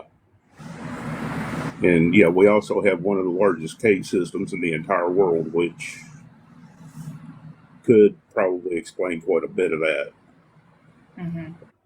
because it's just like the Alaska wilderness. There's so much of that that's just unexplored. Yeah, absolutely. Well, thank you for coming up and telling us about your Squatch encounter. You're welcome. Thank you for having me on. I've been a fan of yours for a very long time. Keep up the storytelling. Me and my family really enjoy watching it. I share it with everybody. Awesome. I appreciate that. Thank you so much. Thank you and have a good night. You too.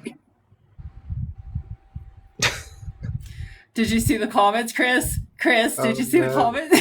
yes, I can't. I'm cracking up over here. And you started cracking up in the middle of that guy's story. No, I didn't. Yeah, you did. No, no, but where'd that one feller go? There's some kind of there was a comment. Where'd that go? Um. Somebody call me darling? Oh yeah. Where's that? Yeah, no, yeah, no. No, I don't How? like that. I'm gonna be What? known as the girl that just has temper tantrums on TikTok. Just come on here and yell at everybody, leave me alone. I think I've seen TikToks like that where the people come on and they yell at people that send them gifts.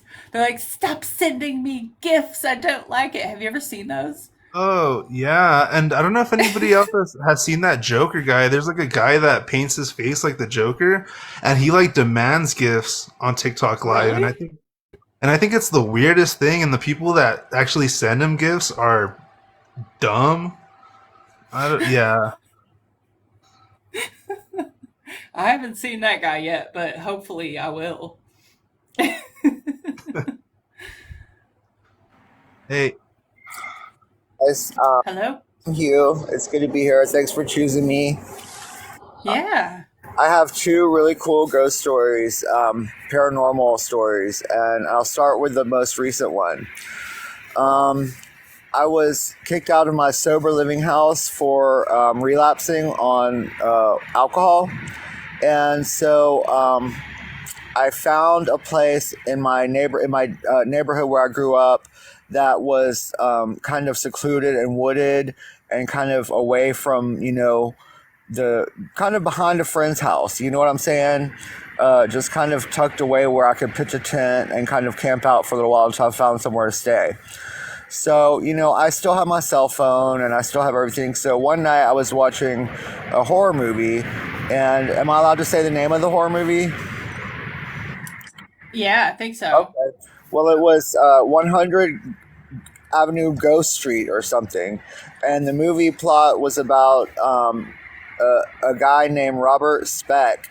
And it was based on a true story. He was went crazy and killed a bunch of people in a hospital.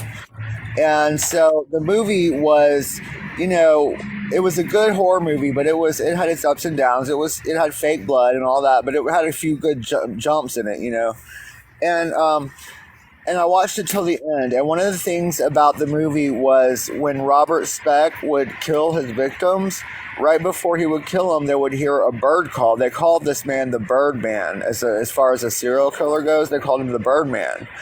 And he kept birds, and his victims would hear bird calls before he killed them. And so I was freaking out at the end of this movie. I didn't expect it to be as frightening as it was. And so when the movie ended, I was sitting there and I was, getting ready to go to bed and everything. And as loud as plain day, I hear that exact same bird call sound coming from over somewhere over there, in the dark. And I jumped up and I was freaking out. I didn't know what to do, and finally I just, I calmed down and I thought it's just one of those things, it's probably somebody messing with me. I don't know how would know what I was doing, but I don't know if it was a ghost. I don't know what it was, but I heard the same bird call sound that was in that movie. And so I just thought that was a really cool paranormal experience. Very scary though, but Yeah, that's so creepy. creepy. So I ended up going to sleep. That I just brushed it off and went to sleep, and nothing came of it. So that's good. But I have one more ghost story. Growing up, my dad was a big Stephen King fan. He had all the scary books and all the stuff, and so we used to psych ourselves out. And we had a hallway that went down to the bathroom. So if we had to use the bathroom, we had to go past his den, which had all his scary books in it and stuff. And I used to run down to the hallway to go to the bathroom because I was scared because it was dark. So one night I was a little bit older. I was a teenager, probably about 12 years old. I was at home, and my sister had gone out, and my parents were out, and so I was home alone. And I don't know what I was doing. I was reading one of his scary books or something, and I had the TV on, but it was turned all the way down. So it was pouring down rain. I mean, pouring down rain really hard. And I don't know if one of the windows in the house was open. I'm not sure. But the door, the back bedroom door in the hall, at the back of that dark hallway, slammed shut at full capacity. I mean, loud. And I jumped off the Robert? couch so hard. I thought maybe, I didn't know if there was somebody in my house, but I mean, I froze solid. It was the most intense, frightening I've ever experienced in my whole life. And it was about 10 minutes before I could move, before I could get up, because the phone, I had to go up to the left to the kitchen to get. Oh, I think he got disconnected. Oh, that's our first abduction of the night, guys. Yeah, Holy but it's cow. not. It sounds like he was driving. So, whoever that was just on here, if you're driving, wait till you get home and come up here because I think we can get in trouble for that. Yeah, yeah. If you're driving, don't request. We don't want anybody to get into any accidents or anything like that. Yeah, Yeah, but yeah, once you're parked, pulled over, whatever, you can come back. Um, yeah. all And you know right. what? Yeah, huh? Just really quick, I'm mad at Tully because, well, first of all, because he's laughing at me, and then second of all, I was up all night looking at Kentucky stuff, and he reminded me of how much I love Jim Varney. So I was Hmm. like looking at Jim Varney stuff, and man, that guy is so cool. Like, in real life when he wasn't doing Ernest, he was such a cool dude and so like nice. But it was Yeah, I got so sad when I saw the his grave yesterday in that live you guys did.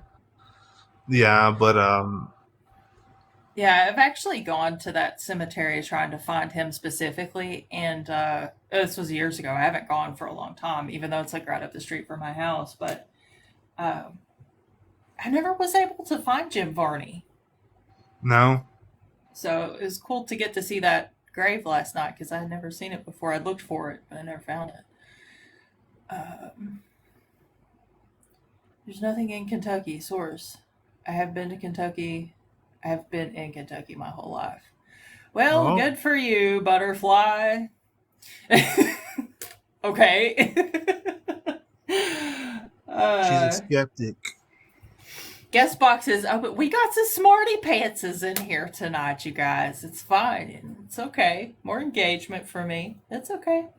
Guest box is open if anybody wants to come up and tell a spooky story. You cannot be driving, so don't be doing that when you come up.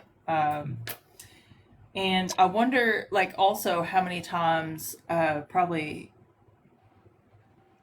eight-banded crawfish. Yeah, yeah. I don't think Butterfly has been in Kentucky at all. If they think that there's nothing paranormal here. Same here, Butterfly. Same here. Actually, why don't you come up in the box? You want to come up in the box? Guest box is open if you want to come up here and we'll talk about it. She can't. Oh, Yeah. You know what? That would be interesting. I think it'd be cool if a hardcore skeptic came up here and just argued with us. I don't because I'm also a skeptic. So it's like it would be the most redundant conversation ever. But I think it's funny. Like, this is one of the reasons that I always say that, like, my one of my main goals with Paranormally Correct is to divorce the paranormal from religion, is because I think people connect the two and then they're like, oh, I'm a skeptic, so I have to be skeptic of everything because I'm skeptic of one thing. That means I can't believe in the other thing. But the truth is, you can believe in some things without believing in all the things. You know what I mean? So there are a lot of things I don't believe in, but I have seen the paranormal. It exists. I don't know what it is. No idea. But there is something out there, and that's what I would like to get to the bottom of. And, you know, I think if science had the money, they would research it more. They would put more into it. No, it's not my imagination, actually. It's not my imagination. There are some things I wish I had imagined, but I didn't. So, yeah, I use TikTok to troll and be generally unpleasant. Exactly. It's like, what do people get out of that? Yeah, but it's engagement for me. So, it's like, whatever. It's like I was talking about earlier, that the UFO video rubbed a lot of people the wrong way. I have no idea why. Hmm. So I'm sure that that's where Butterfly came from. Is so many people having a tantrum in the comments. TikTok's like popping them left and right, and I keep getting notifications like, we've removed comments. Like, yeah, okay, whatever. I don't care. Guest box is open for those of you who do have a paranormal story, and you want to share. If you have a ghost story, paranormal story. What are we talking about? We are talking about paranormal stories, cryptid stories, extraterrestrial stories, Mothman and Loch Ness Monster stories, although we haven't got any Loch Ness Monster stories yet, but we're still hoping. Butterflies are government plants. Yeah, exactly. Birds aren't real. Yeah. I love the expert level trolling of the birds aren't real guy. Like, it's genius. You've got two. Queen, feel free to jump in the guest box. Come up and tell us your stories. Guys, tap the screen, send some hearts, get some people in here. More people equals more ghost stories. She can't. Oh, I well, know. poo. Hey, I think, do I see Chief? I think I see Chief. Oh, yep. Haha. Hello. Okay, how are you doing? I Good. just How got are you doing? telling this couple of stories in my. I'm officially a live streamer. Oh, look at So you. I know, right? I'm one of the big kids now. Awesome. Oh, yeah. So I just got done, and I need to take a break. My body's not feeling good tonight, so I'm just going down my stairs to go watch some TV and tell a story or two for you and relax. Sounds good. We love when you tell us stories. I'm glad you do. I enjoy telling them. I like educating. I always have and always will. Comes from being an ex-teacher. Oh, I used to teach high school and some college, and I used to substitute too, so I got to see all the different grade levels. And you know who gave me the most trouble? Teenagers, Yeah, I was gonna say probably high school. little guys. Not so much. Not so much. Wait, now that gets my breath.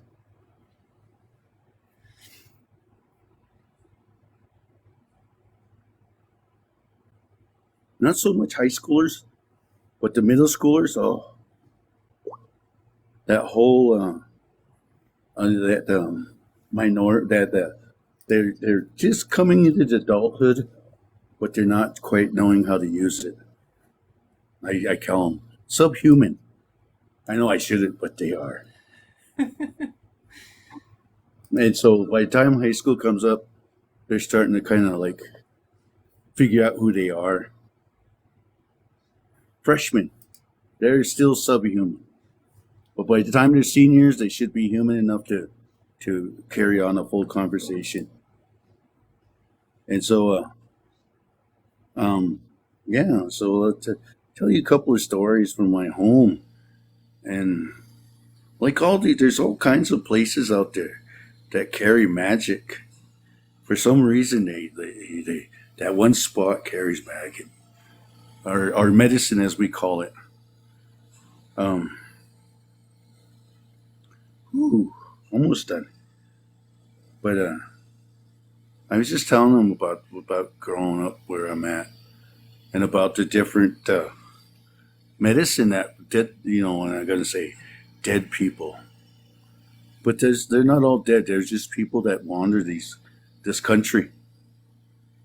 And the one I told them is this one. There's a place. It's called Old Agency, and what it is it's where the superintendent used to be. The superintendent for our tribal people. That's where they went to get their food. Like they get commodities once a month, and so they would go there to get the commodities, or if they needed to get some paperwork or something done, they'd go there. So this couple, they were going out that way. They were going out that way because they had a house. And this was in the late 50s. This is when the roads were they're still gravel. And they were just, it was getting close to the time when they start paving, but it was still gravel. This couple, they were cruising down the road, and they were going to Old Agency. And as they were cruising down the Old Agency, they were driving, and they had their brights on, and they were going, and then all of a sudden they passed someone, and they like, oh, what the heck? And they almost hit him. Oh, what the heck? And geez, they stop. And they back up a little bit, and they stop just a couple of feet. And the old man, he's like, well, I'm going to go back there and check on him and see how he's doing. So he gets out of the car, and you can see him through that back window, and he was walking up to that guy. He gets to that guy, and he just turns around, and he just running hard. And he was scared. Gets in the car, and he tells his wife, hit the Anya, need to let's go. And he was just scared, and she was like, what's wrong? He says, don't worry about it, I'll tell you when we get home. And so they cruised, and she drove pretty fast home. And she got home, and that old man, she told her old man, how are you? And he was just as white as a ghost. And someone scared him so bad that it just made he was shaking. And that old man, he says, I can't tell you right now. Just give me a second. I'm trying to get my breath. And finally, he got his breath, and he says, when I went out there to see this guy, I had a bottle, and they'd been drinking, so he had a bottle of something in his hand. He says, I was going to give him a drink of my bottle. And he says, I was going to hand it out to him. And just as I was handing him, he turns around, and this guy had no face. He couldn't see that guy's face. And he thought it was a trick of the light, but where his eyes and everything should be, they weren't there. And he said, when I seen that, I turned around and I just run my butt home. I run my butt to the car. And that's when I told you, let's go. But yeah, he said, I didn't see nothing. And for about a week or so, he couldn't sleep because of that. Because he'd seen that ghost with no face. And so, like I said, there's a lot of stuff and a lot of people in that town where the ghosts, the spirits, they just walk around like it's their home, and they're always there. And that magic and that medicine saturate that earth. So anything could happen at one time or another. This one guy, and this was way before the last story. This is when horses were still a way to get around. When you need to get somewhere, you saddle up your horse and head out. Well, this guy was trying to make it home. Home was Heart Butte. And he was just coming out from old agency. He was at his friend's. I think he was at his brother's or somebody's visiting. And he was at that. His friend told him, "Well, stay. It's getting late, and you don't want to be out there. Stay." And that old man, or that man, he's like, "No, I got to go home. I got to take care of my animals." And he says, "Oh, all right. Well, you be careful." So he gets on his horse and he's like, "Oh, oh, oh, oh. You all right? You all right?" He said that to his horse? No, somebody's cat scratched him. What I heard?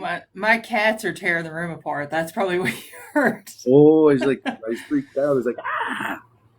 But anyways, he saddled his horse up. And he figured if he'd make it home before it got too late.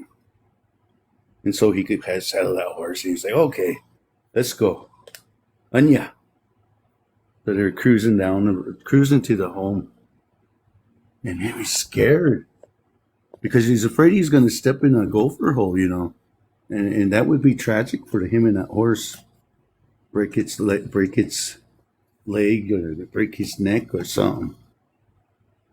So he was driving. He was riding that horse, and he just kept sitting there, and he just kept thinking, "God, I hope I don't hit one of these holes."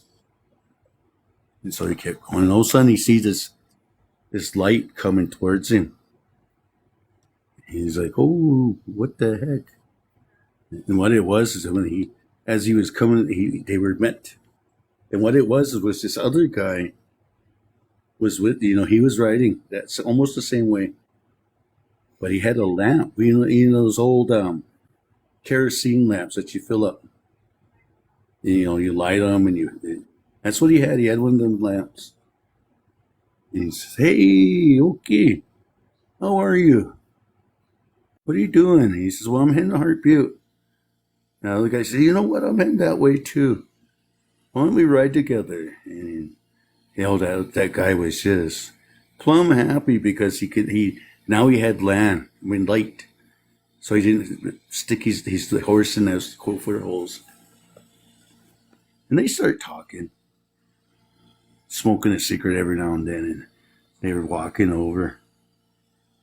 And he just had one more little shot of whiskey left. He told him, "Hey, friend, do you want this?" That guy looked down and said, "Yeah, sure."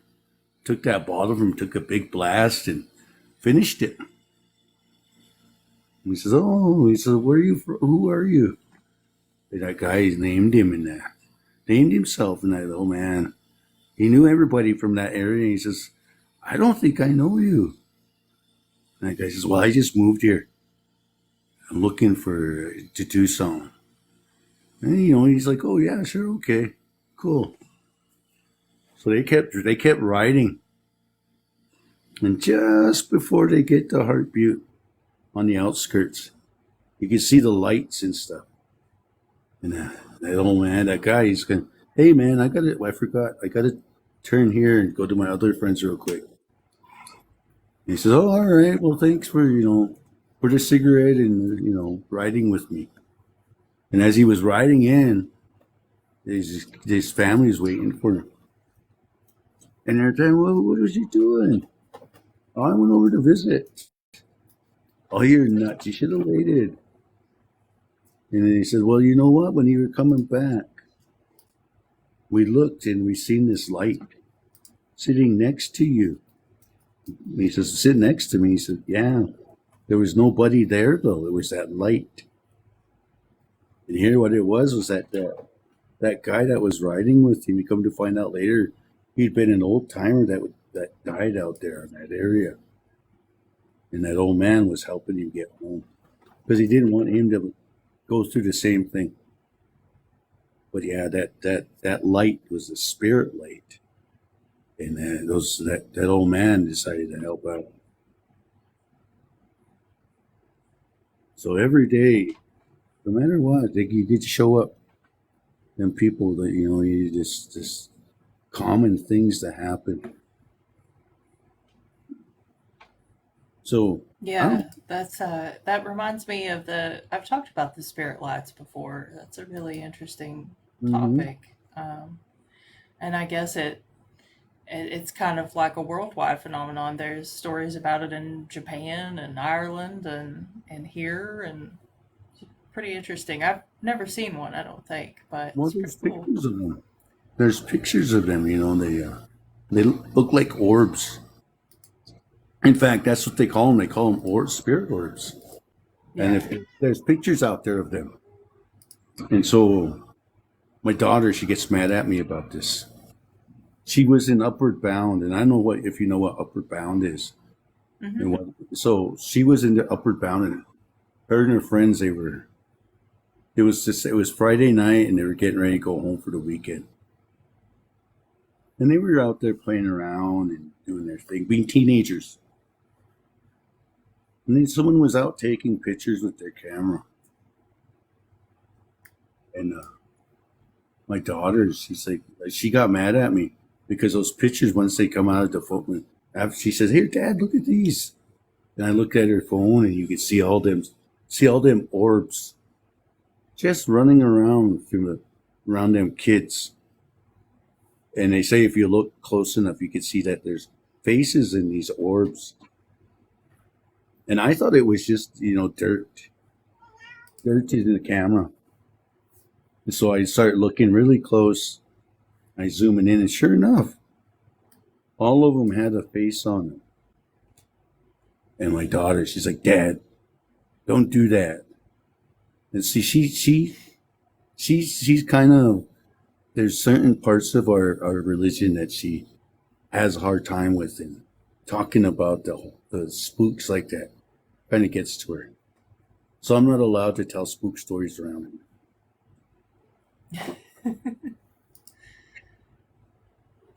This will be my last one for tonight. Talking about the adversary. I told you guys that last story about the adversary hurting my cousins, and so he walks through that town, and he's there, and lately I haven't heard nothing. I haven't heard nothing. But for a while there, I used to hear stories about him walking through that place all the time. And so this one time, this woman, she said she was out cruising. Her and her friends, they were out looking for a party. And they were heading out, and they're in the Cup Bank. And where Cup Bank used to be, there's this one place, it's called Merriweather. It's these great elevators, and across them used to be this bar. It was called Cowboy Inn. And they said they were cruising down the road, and all of a sudden, somebody started flashing them in this car. Really pretty car, black. Yeah, and it's stereotype. He's like, "Oh, this is just made up, that story about the adversary."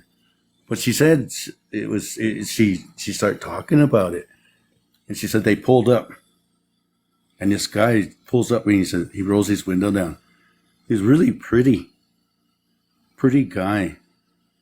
And they say that the devil, he was the pretty one of the creator's children. And so, he's really pretty. And she said there's just something about him as he rolled that window down that he could just feel something.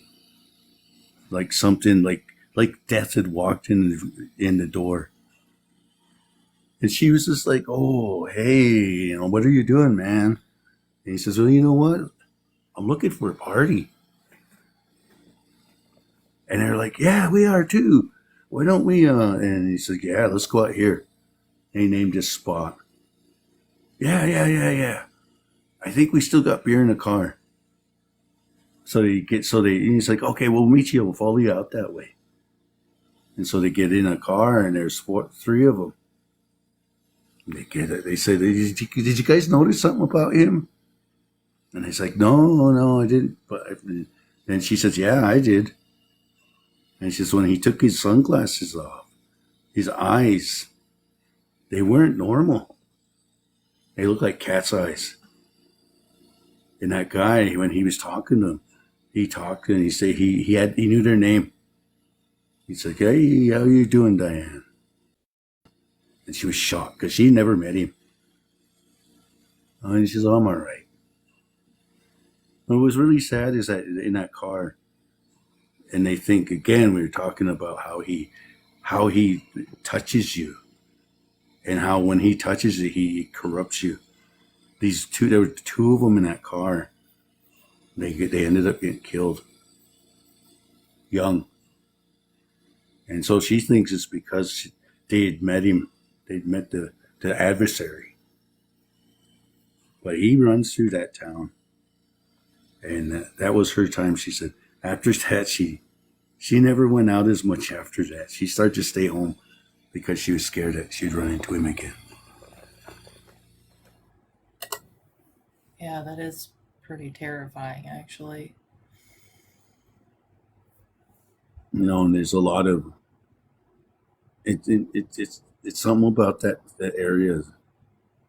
Those holy people and those old dead people, they walk through there. And we're fortunate enough, quote unquote, fortunate enough to see them, I guess. Them and the adversary. Yeah. So I'm gonna get off, and I'm gonna let whoever. There's a feller there who's waiting a bit to talk about New Orleans, and I want to hear that story. I like New Orleans. I've been down there a couple of times. Well, not a couple of times, one time. And it was pretty fun. Yeah, I've always wanted to go myself. Well, we appreciate you as always, Chief. We love hearing your stories, and we're glad you come and hang out with us a little bit. I'll be around. I'm now that I can turn on my camera too. Hey, that was cool. I can do that. That's But, cool. yeah. So I'm gonna get off. I'm gonna step down and let somebody else come up here. Alrighty, we'll talk to you later. Oh, I'm not going anywhere. I'm gonna sit in the audience. Alrighty. Let's see. Do we? Oh, no, we don't have anybody in the box. I thought we did. Yeah, no, we don't. Who's the guy with the New Orleans story?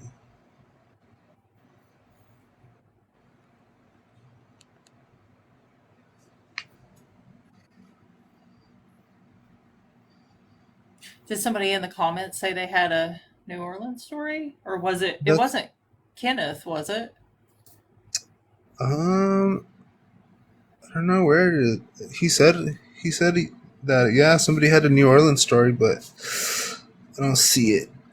All right, No. fellers, jump in the box. Get up here and tell us a spooky story.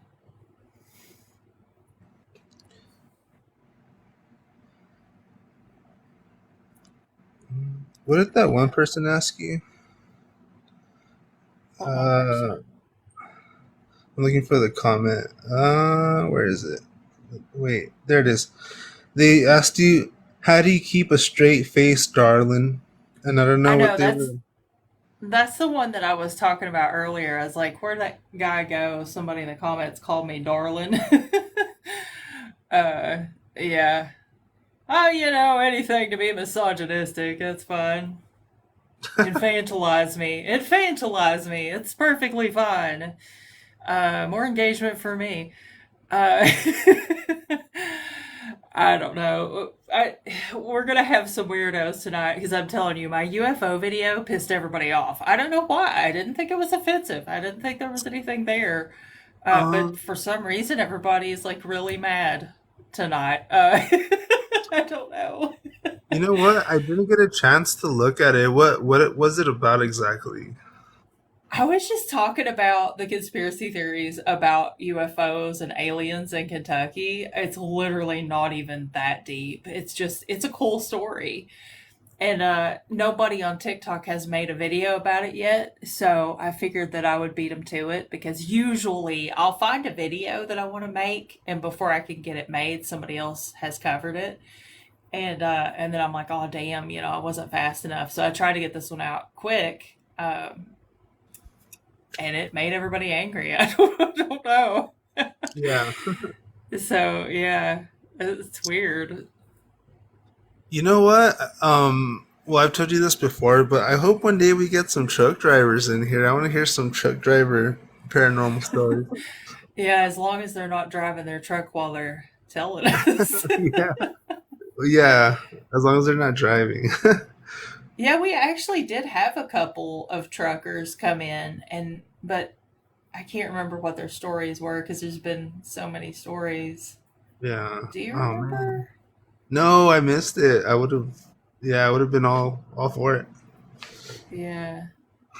Someone says they got East Tennessee Panther. Yeah, we have the Wampus cat. I don't know if anybody's familiar with that. Apparently, it is a thing in Kentucky. I've never seen one. I don't think I've ever met anybody who's seen one, but apparently we have them.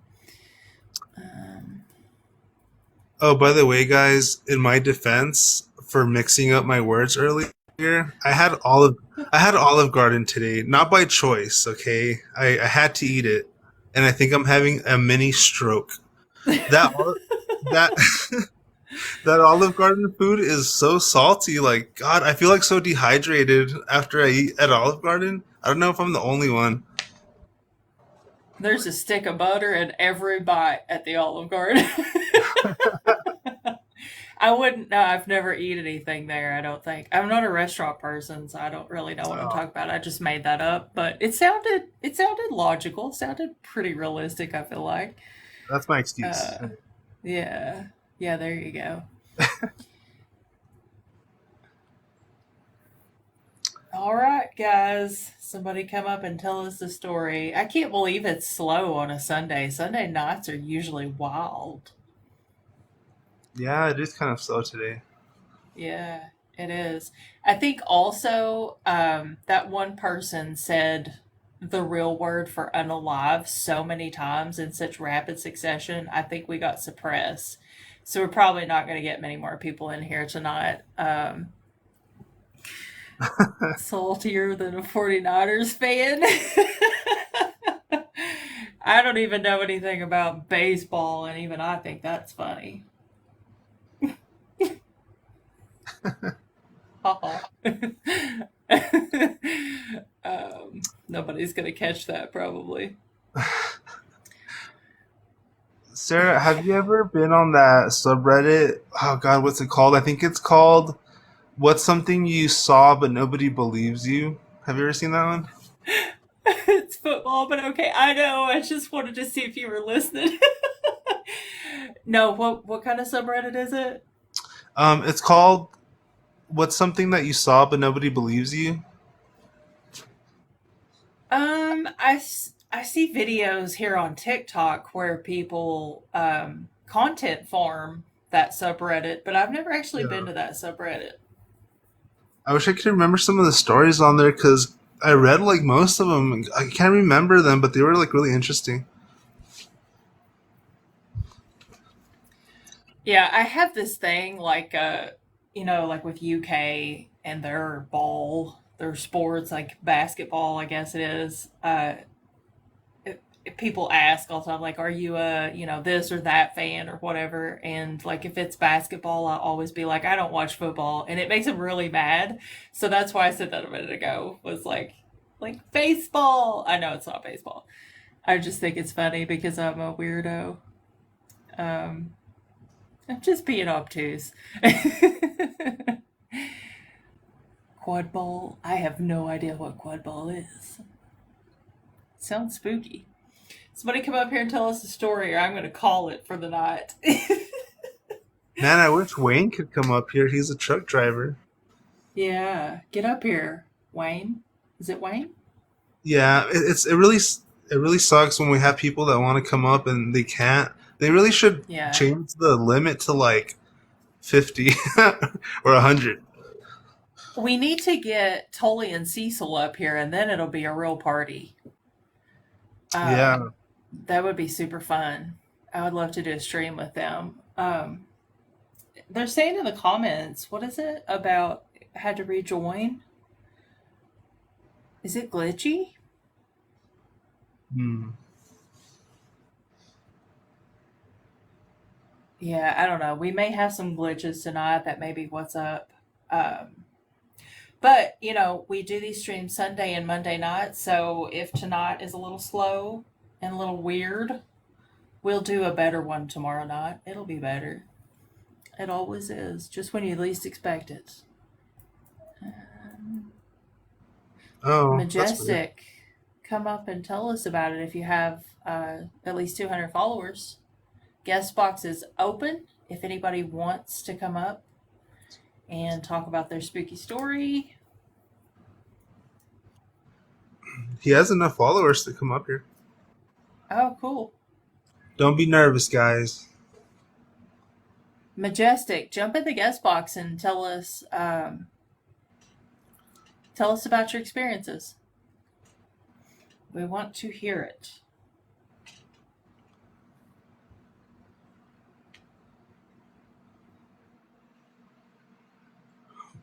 We should, you know what video we should do, Sarah? Cryptids that we think we can take in a fight. And I hope you, sorry, were you drinking something? Maybe. Oh, okay. We can start with, okay, really quick, I'll tell you the ones I think I can take. The chupacabra, maybe. Which other small cryptids are there, Sarah? Any small ones that you can think of to start off at the bottom? Small cryptids.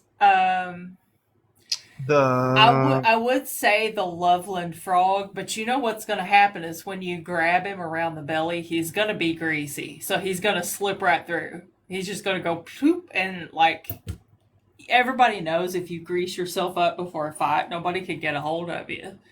So it'd be the same with the Loveland frog, but he's smallish. You could probably take him.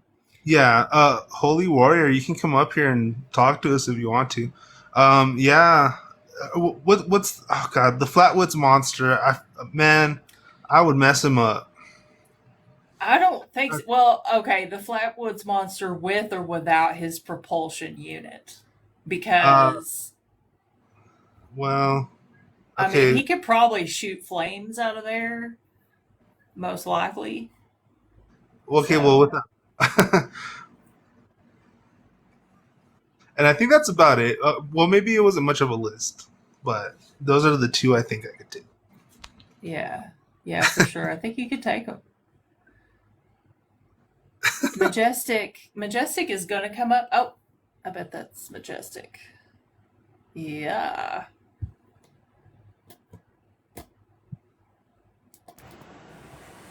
Hello and welcome. Hello. Can you hear me? Mhm. Okay. Yep, we can hear you.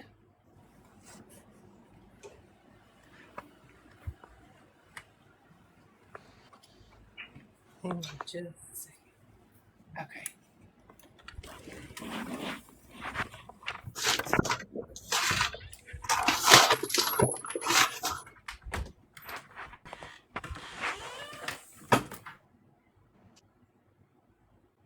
Or if he's just a barn owl. Yeah, no, the Flatwoods monster was not a barn owl. It was not a barn owl. Definitely not. I actually did a documentary. Well, not a whole documentary, but I worked on a documentary for the Flatwoods Monster and talked to a lot of people involved in that case. There was something legitimately, you know, extraterrestrial going on there. Um, there's a lot to that case that most people don't know.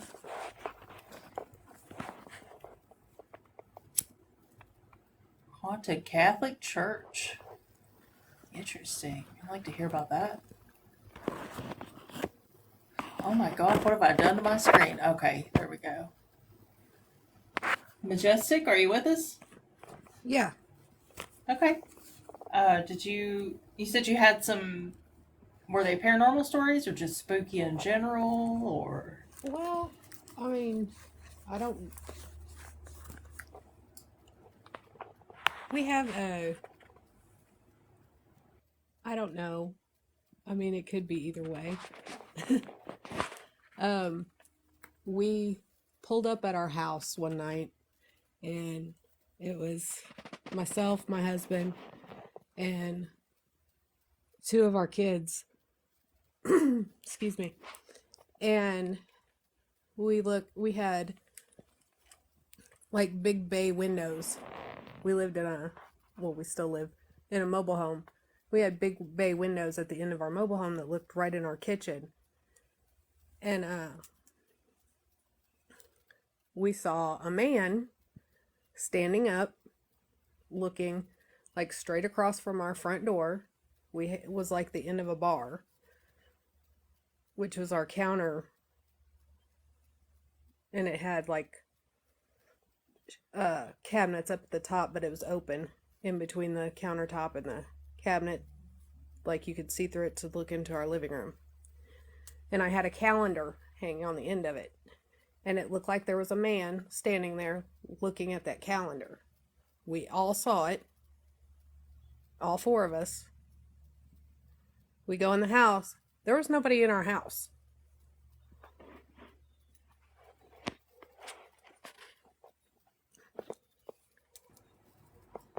So it sounds kind of like maybe an apparition then of some sort.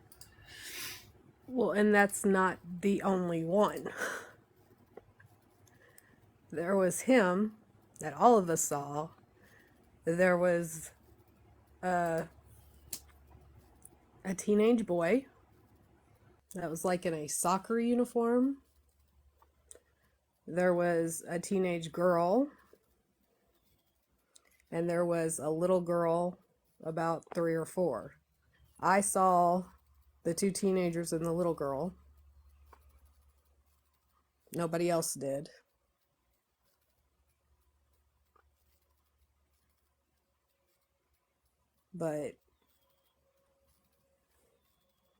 And it all kind of, it's like our living room area and our hallway. And we've moved the whole mobile home to a completely different town. And we still have like issues. So you saw the apparitions before and after moving? Well, those we've seen. But my son, since we moved, will not sleep in his room.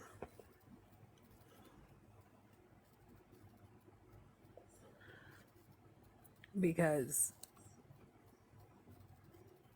it's like he feels like there's... My daughter was the same way when she still lived at home. They didn't want to sleep in that room. So I don't know if there's something attached to that room or what the deal is. Yeah. Someone in the comments wanted to know how many people have owned it. Is it like pre-owned, or are you the only? The people that owned it before were an older couple. They bought it. They bought it new. I mean, when they bought it, technically it was used because the people had moved it to where it was when we bought it, but then they never moved into it. So then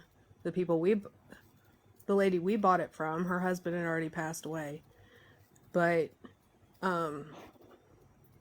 she had gone to the nursing home, and then we bought it from her. So That's interesting.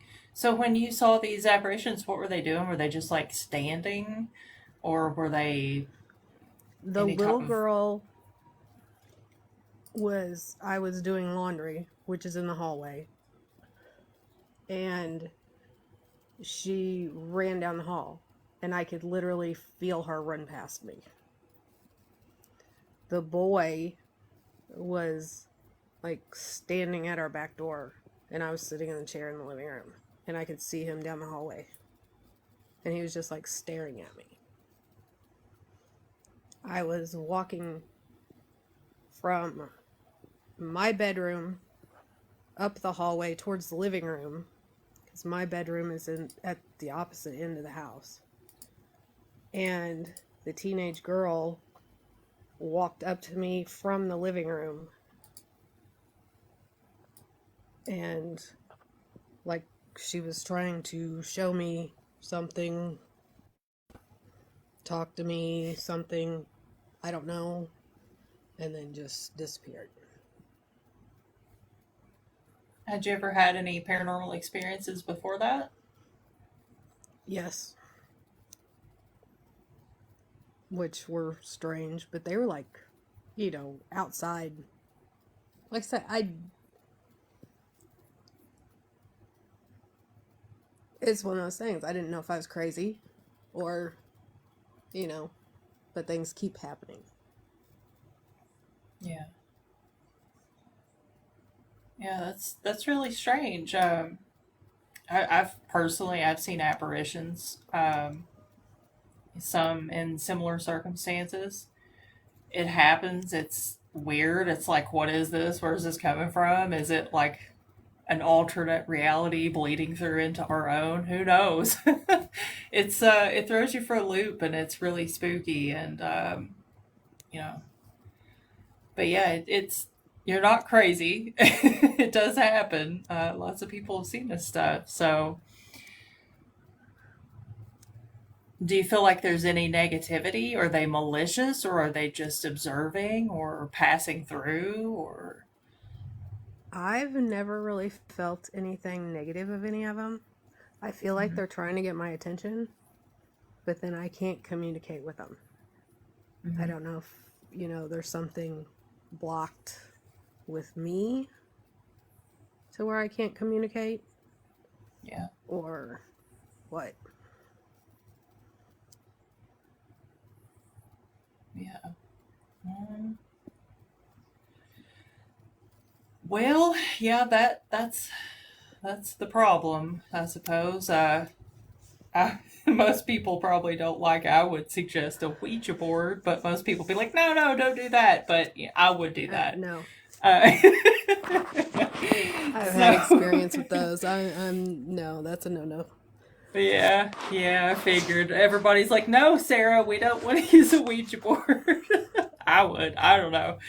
Um, yeah, well, that's really strange. I don't know. And you say that their clothing looks modern. It doesn't look like some type of residual. Yeah, No. that's really strange. I don't know, guys. And In I the mean, comments, what do you all think? and it's not like they're like ghostly. I mean, they're full bodied, 100%. Like you could reach out and touch them. Mm-hmm. Somebody said, "Smart choice. Say no to the board. Say yes to the board." Yeah, I don't know. It's intense. I totally, totally can relate.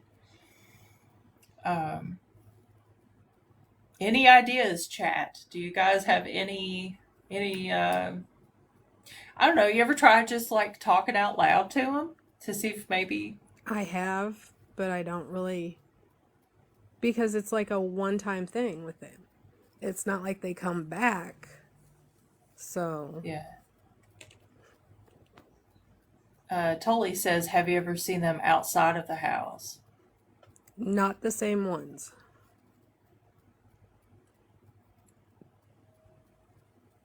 Yeah. Well, very interesting, very spooky. We appreciate you sharing it with us. No problem. Thank you for having me. Absolutely. I saw somebody said something about their Bigfoot story. Have I heard your Bigfoot story? Yeah, I don't recall either. Well, I accepted Ollie, but it disappeared. Somebody going to come up? I saw somebody say something about they were going to come up. Oh, wait, maybe that's. See what Bill's got. Is it Bill? Hello. Hi there. Hello and welcome. Do you have a spooky story for us? Oh no. Where'd he go? He What is disappeared. going? There's something. It's the demons. Well, people have. I don't know. People said. Something's going on. Yeah. Try it again. I think we're having glitches. Hello? Hey guys, we got a story for you. All We right. live on a farm in northern Illinois. So just a really quick setup. We have a forest behind us. There's farmland in front of the house, and we live on pretty much a, I don't know what, 5-family road. It's not very long at all. So my son is outside playing, middle of the day on Thursday. We're standing in the kitchen talking, and he walks inside and says, "Hey, Uncle Larry down the road sounds like he's hurt. He's yelling." We said, "Oh, okay. Well, we want to make sure he wasn't just hearing something or wasn't mistaking somebody else." So we walk outside and we hear the unmistakable voice of my girlfriend's uncle literally yelling her name. So I was like, oh crap. He's 94. He's very spry. He enjoys ladders a lot. Like, he will climb up ladders all day long, climb trees. We're thinking he fell off of his house and got hurt. So I run inside, grab the car keys, throw them on my girlfriend's hand. She runs the car and drives off. Not a second after she pulls out of our driveway, we hear Uncle Larry's voice coming from the forest behind us, screaming my girlfriend's name again. Me and my son are still outside looking around, wondering what's going on. So I grab him by the shoulders and move him over toward the porch. 5 minutes later, my girlfriend comes back from checking on her uncle. Finds out that he's not there. We discover several hours later that he had an eye doctor appointment and a dentist appointment.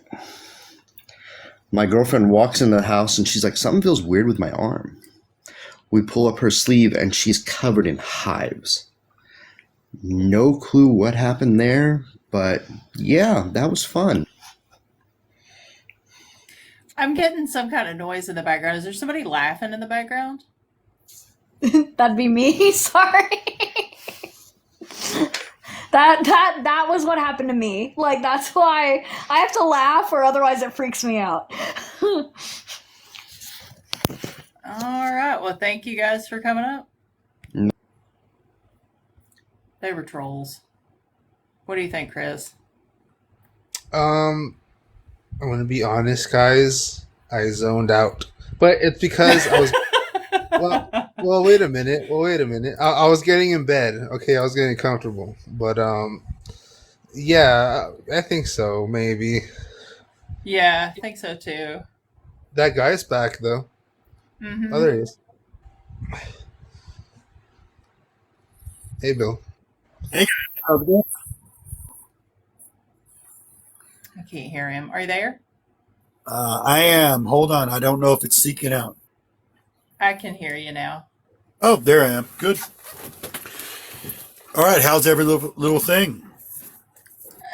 We're hanging in there like a bunch of hairs in a biscuit. How are you doing? I'm good. It's another wonderful Sunday night on the water. Yeah. All right. So, has anybody in the chat or anybody experienced these like shadow creatures? Because they were small back in the 90s. Now they're larger. I see a lot of these. They seem like they're solid shadow. You're in bed and you can see something, but you don't know what it is. It's like a darker bit of shadow. Yeah, I have personally. Yeah. Hmm. Yeah, that's been following me around for the last 30 years.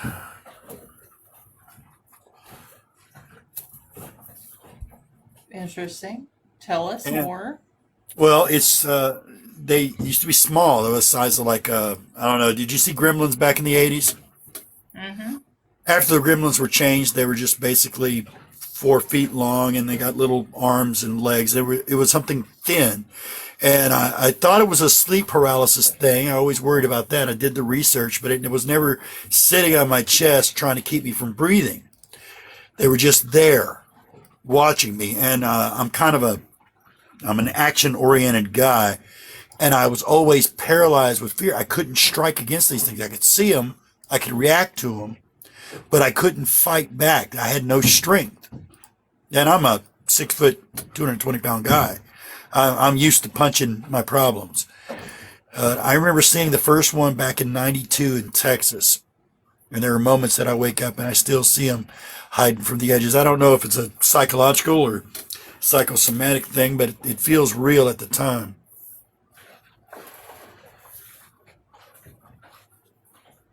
Interesting. And So, another issue I've sorry. had, it's okay. I'm just rambling most of the time. I'm the only son of an only son of an only son going back 400 years. Um, no father has ever raised his child. I'm the first father. So I believe I may have broken a generational curse. I don't know what it was, but in 400 years of recorded history for our bloodline, no father has ever raised his children. We make kids and then we leave. And I'm the first one to make kids and stay. So I don't know if it is a curse. My dad talked about it being a curse. He said my grandfather, his father, talked about it being a curse. But no man of my bloodline has raised his children. And no man of my bloodline has ever had more than one son. So just Interesting. it Tully says is. that he's sending a cryptid to fight you.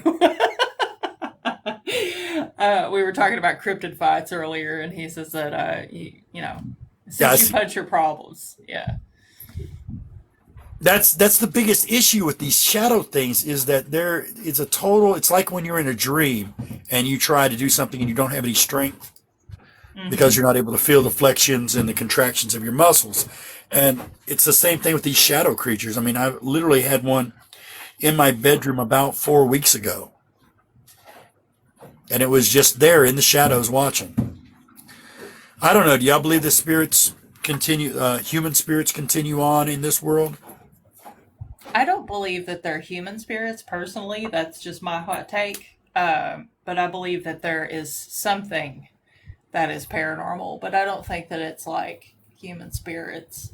Yeah, I don't believe human spirits come back on this. I've worked in long-term care with the elderly for the last 10 years, and I've lost track of the amount of people that have died under my watch, and I've never experienced anything supernatural. In fact, my sister and her children were murdered, and I went to their house to try and get some vibrational frequency, some little thing. And I think if my sister could have reached out, she would have, and she didn't.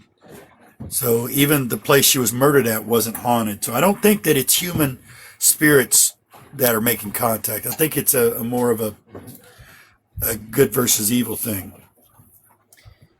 I think that it's either, well, I mean, I guess it doesn't really matter what I think about it because I let people come up and talk about their take on it because I feel like that's more important on these streams. But just personally, I don't believe in good and evil, and I don't believe in human spirits, but I do believe in the paranormal.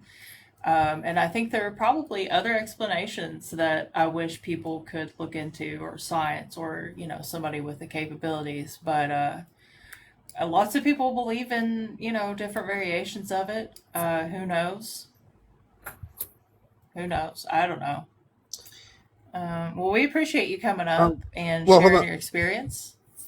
Oh, just really quick. When you brought up the shadow people or whatever, somebody in the comments mentioned that there's animal shaped ones. And personally, I've seen one. I know it sounds dumb, but I have. Have you ever seen an animal shaped one, Bill? No, it's been a basic human biped shape. I mean, it doesn't have any real distinguishing marks, but it's a form, and it's basically a head, arms, and legs in a biped human form. But again, it's a shadow. It doesn't have a lot of substance. It's like when you look at the dark side of the moon on a dark night and you can see it. It's that extra darkness. That's what I'm seeing when I'm seeing these shadow creatures. Oh, okay. Yeah, shadow people do tend to be darker than dark. So, like, if Yeah. you turn all the lights off and it's dark, they're still somehow darker than that. Yeah. I know it It's, sounds ridiculous, but that's how people always describe them. The one that I saw was that way. It was like looking into a black hole. yeah. Um, I don't know. Have you ever had any other types of experiences, or is it just this one particular kind? I've had this. Well, no, I'm tied to something out there somewhere somehow. The miraculous and the manical likes to find me wherever I'm at. I've had a lot of supernatural experiences. When I was in the army, I went sleepwalking one night in the deserts of El Paso, Texas, where me and the squad were out. And when they found me, I was surrounded. I was in a small alcove in the desert, not an alcove, like a depression, like a sand pit. And around me, they told me that it was coyotes. There were coyotes all the way around me, circling me like 5 coyotes. And I was just in the middle of them, sleepwalking, unaware until they woke me up. And when they woke me up action on, like, they had weapons drawn and are like, Easton, let's go, let's back up. And I didn't ever know that. I love the concept of the coyote as the trickster spirit in the desert, but I can't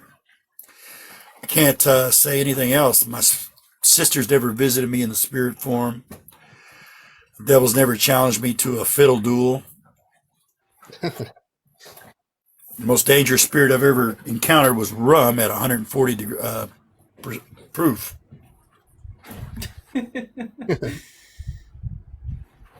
That's interesting, though. I'm actually in El Paso, by the way. Yeah, oh, exactly. See, in Fort Bliss, El Paso, they would take us out for bivouac. They keep us out there in the desert for 14 days at a time to learn survival skills and everything. And you're literally bivouacked. You're living in tents for the 14 days. And I would go out. You could hear the coyotes every night. It was if it didn't get so cold at night, I probably could have got rattlesnake bit. But I was always amazed at the coyotes. I'm very big into animal spirits. I have a lot of dogs.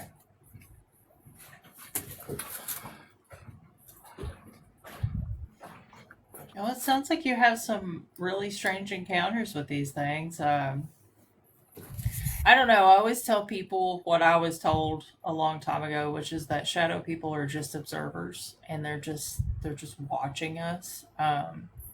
They are pretty terrifying though when you see one. So I don't know. Have you ever tried maybe setting up cameras or anything? No, I haven't ever gone that far. Like I said, I think I saw the first one in '92, and it was small. It was a small, like child shaped apparition. It's like it grew, almost like it was chewing up all my darkness and getting bigger. Now they're less spiritual shapes. I mean, I used to, and this was a few years ago. I'm 55 now. I used to go to sleep and wake up 20 years earlier, but that's not really supernatural. I You don't want to know. hear about that? That sounds a little supernatural. It was the stupidest thing. I live in Washington State, and I've lived here for 18 years. I came from the deep South, and I've gone to sleep at my home that I own in Washington. I've owned for the last 15 years. I've gone to sleep and then woken up, and everything that you would, it's like if you could think back to, I don't know how old you guys are, but think back to, if you're 35, think back to when you were 25, where you lived, the people you lived with, your bathroom, your bedroom, that whole layout. I would go to sleep and wake up with the mentality, with the psychic awareness of myself at 25, and everything I would feel like him. I would see, it's like any memories I had of my current time was displaced. I was literally that person in 1995. I was this 95, 28-year-old kid, not this 50-year-old man. And everything would seem really, really strange. I didn't know where I was. I would wake up and be like, I don't get it, bro. I'm looking for the girlfriend I had in 1995. And it's just, I'm not there. Usually I would just try to figure out, okay, I came from the bed. I need to go back to the bed. I would lay down, close my eyes, and it would be over. I'd wake up. I don't know if that was a dream, a psychological break, or if I just kind of projected myself back. Because time is a circle. I know time's a circle because people at the end of their life can see the beginning so much easier than they can the end. Yeah. All right. Yeah, I don't know. That's a pretty unique experience. I don't know what to say. um, yeah. Wow. Well, thank you for sharing it with us. We appreciate it. Very interesting. I'm going to move on. Y'all have a glorious night. You You too. too. All right. Good night, please. Wow. Let's see here. What a wild night, Chris. I'm gonna go release the Kraken. I Oh haven't been God, drinking it Kraken. sounds so I've been wrong drinking. when you say that. Well, okay, like Justin on the deconstruction zone says it, and it was the only thing I could think of that night. So now I'm just gonna steal it and run with it. Like whatever, who cares? You want to get the next one, and I'll be right back. Yeah, let me take over. You go do your thing. All right, guys. Now that she's gone and she can't hear me, I'm gonna be taking. Oh, hey. No, but seriously, guys. Hold on. Let me look for that comment. Somebody mentioned. Okay, there is a black cat shadow, and one time when I was hanging out with one of my buddies, he fell asleep, and this was at nighttime, and the room was dark. The only light was the moonlight coming in through the window, and so I was just sitting there, and I see a shadow of a cat like jump across the window, and I just thought it was the weirdest thing. I don't think it was an actual cat from outside. I definitely got like a creepy vibe from it, so it's pretty cool that somebody else experienced that. Um, but anyways, now that Sarah's actually gone, I've been planning to take over. Oh, you know what? Let me bring up the next guest. Let me bring up Ali. Hey, Ali.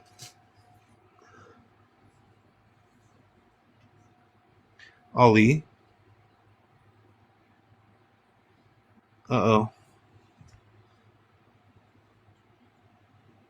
Let me drop you and bring you back up.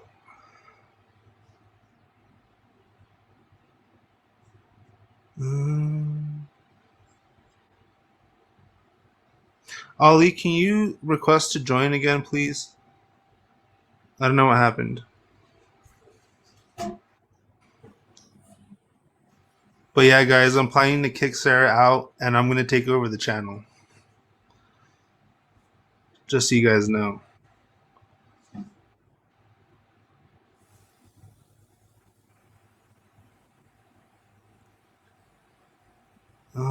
Okay. Let me try to bring you up again.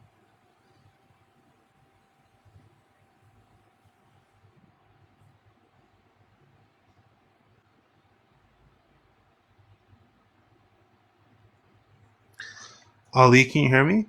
Yeah, hey. Oh, there we go. How you doing? Hey, I'm well. How are you? I'm good, just chilling. You got a story to tell us? I do. Well, this one is actually about, well, something that's happening on my land, and, well, it kind of allowed it. Hey, Sarah.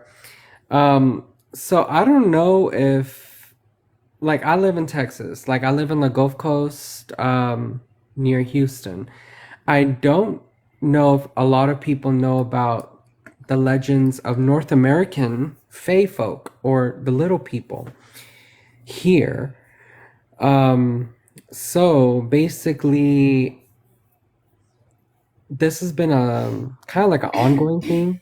The little people here. Our prominent native tribe was the Choctaw Indians that were the Gulf Coast tribes way back in the day before, like, colonialism and all that shit happened. There's still many like tribal descendants around. So I got the name from like them, like visiting them and letting them know about, hey, I have this little people story that's happened in my backyard.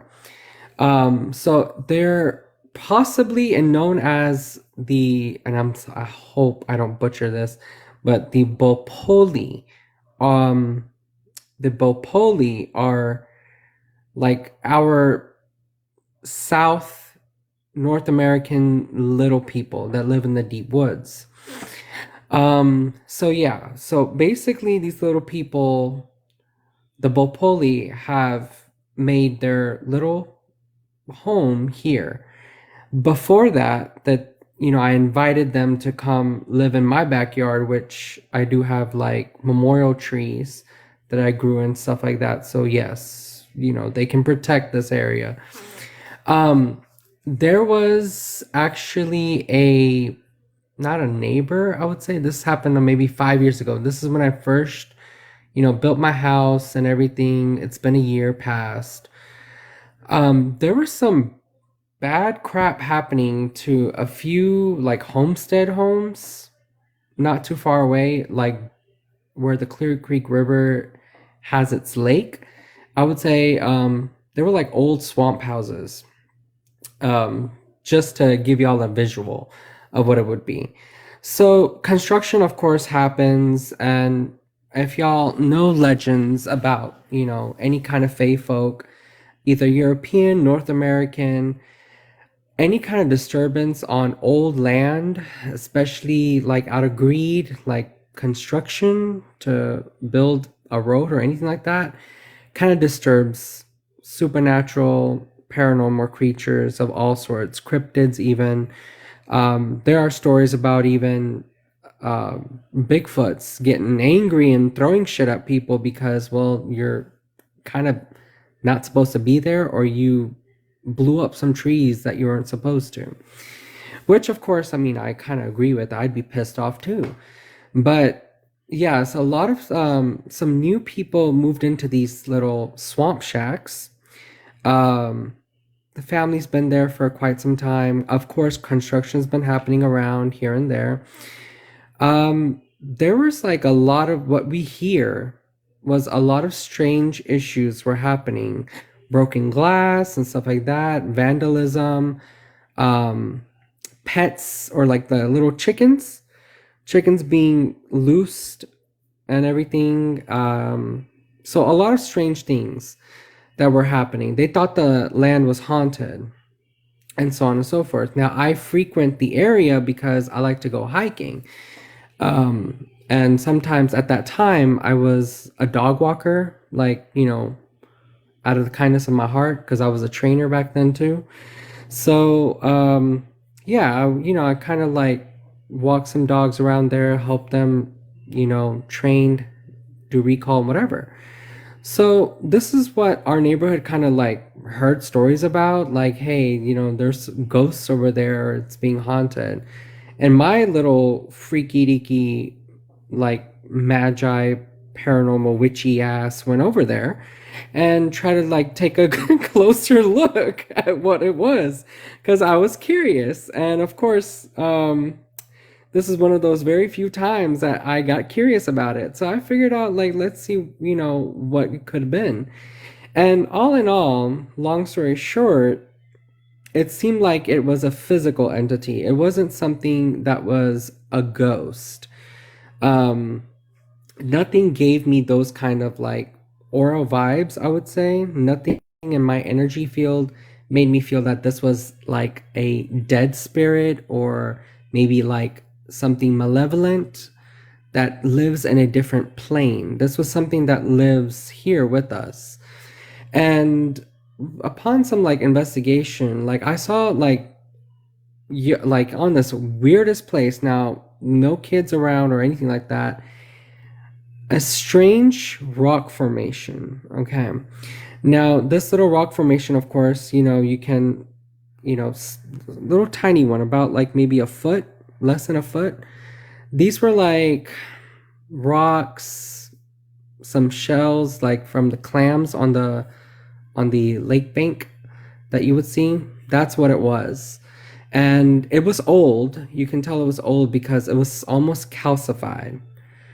I don't know if there's any geologists here, but if please chime in. What I know about, like, when you have rock formations or something like that, like if you're a kid, that thing sticks around for a while. But if it's there for a long time, and I do mean a long time, you would have a lot of, stuff growing around it as if things were glued together. And this is what it looked like. It looked like things were glued together. Moss was like solidified around it. And, I didn't want to touch it. I know better, but I kind of figured what it was. And I thought it was fae folk. At this time, I didn't know what it were or something like that. So I did something stupid, but I did also something brave, because the emotions I felt at that time were sad. Like, it just felt like, just someone's home got taken from, someone's angry. Some people are angry. So I don't live too far away, about 3 miles. So I took one of these rocks that were loose, and basically I straight up just said, out there, I was like, hey, I can give you a place to stay. This is not something that anybody should do. And I warn anyone, I got lucky, but this is not something that anybody should do. And any kind of Celtic witch, anyone from the European descent will tell you this is not a good thing to do. Don't ever do that.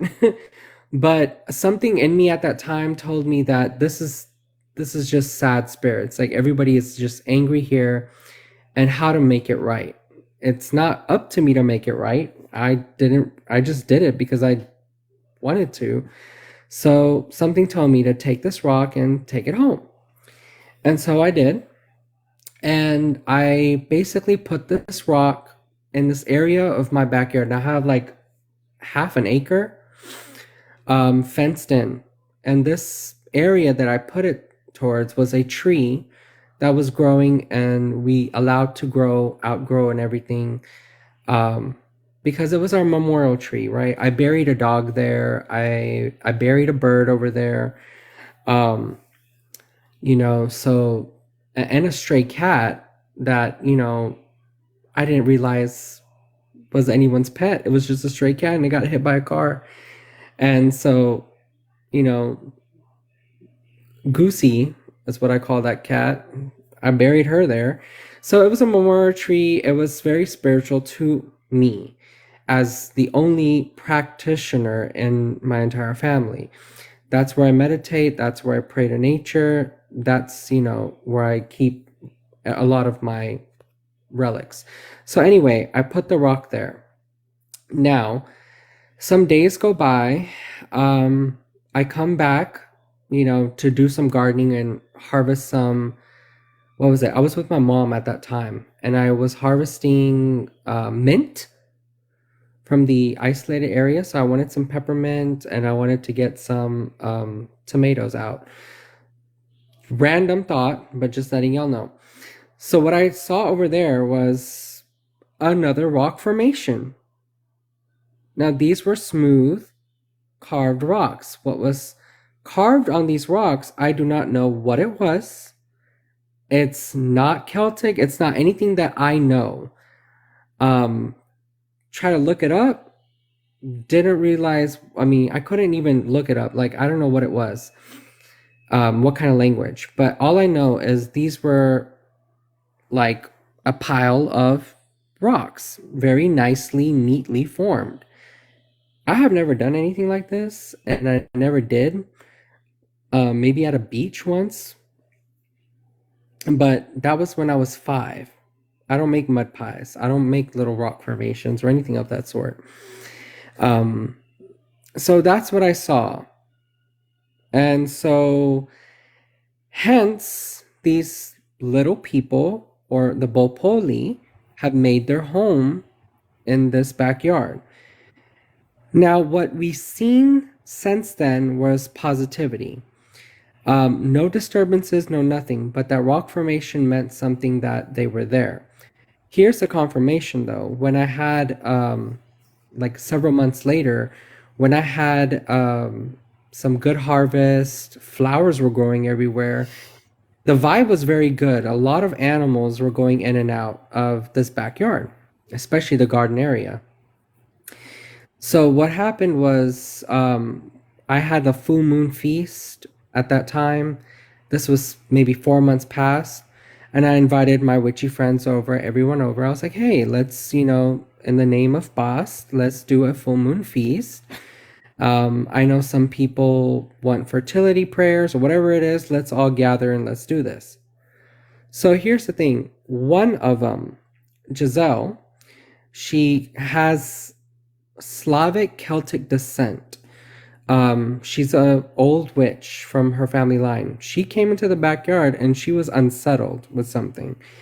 And I was like, I didn't notice at first. Like, I thought she smelled something. Maybe she was allergic to something. So, I don't know. But this was, near summer, pollen's everywhere. I didn't really think of it. So we were sitting down, we had our tables out, we're putting things down, and she just was still having that little, scrunchy face. I was like, okay, Giselle, what's going on? And she's like, something's off here. Like, it's something here that isn't supposed to be here. I'm feeling like Fae vibes here. And I'm just like, possibly, you tell me.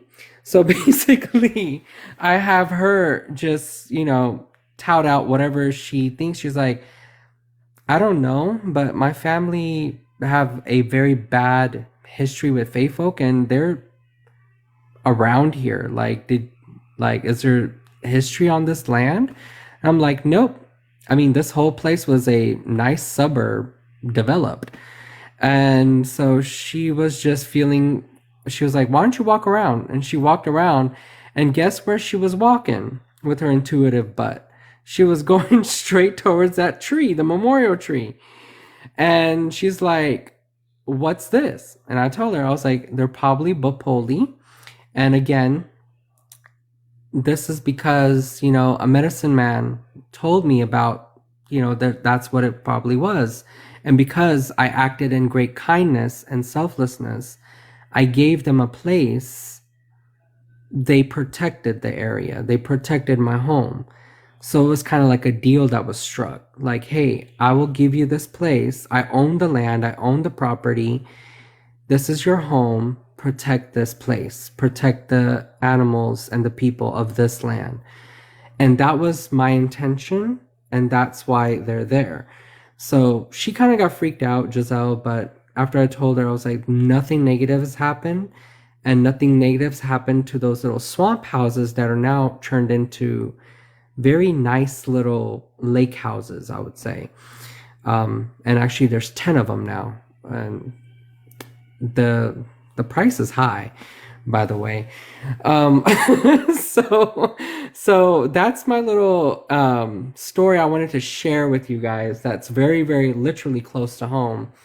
Because I mean, I do a lot of practices. I try to invite nature into my backyard because my home is my temple, is where I practice.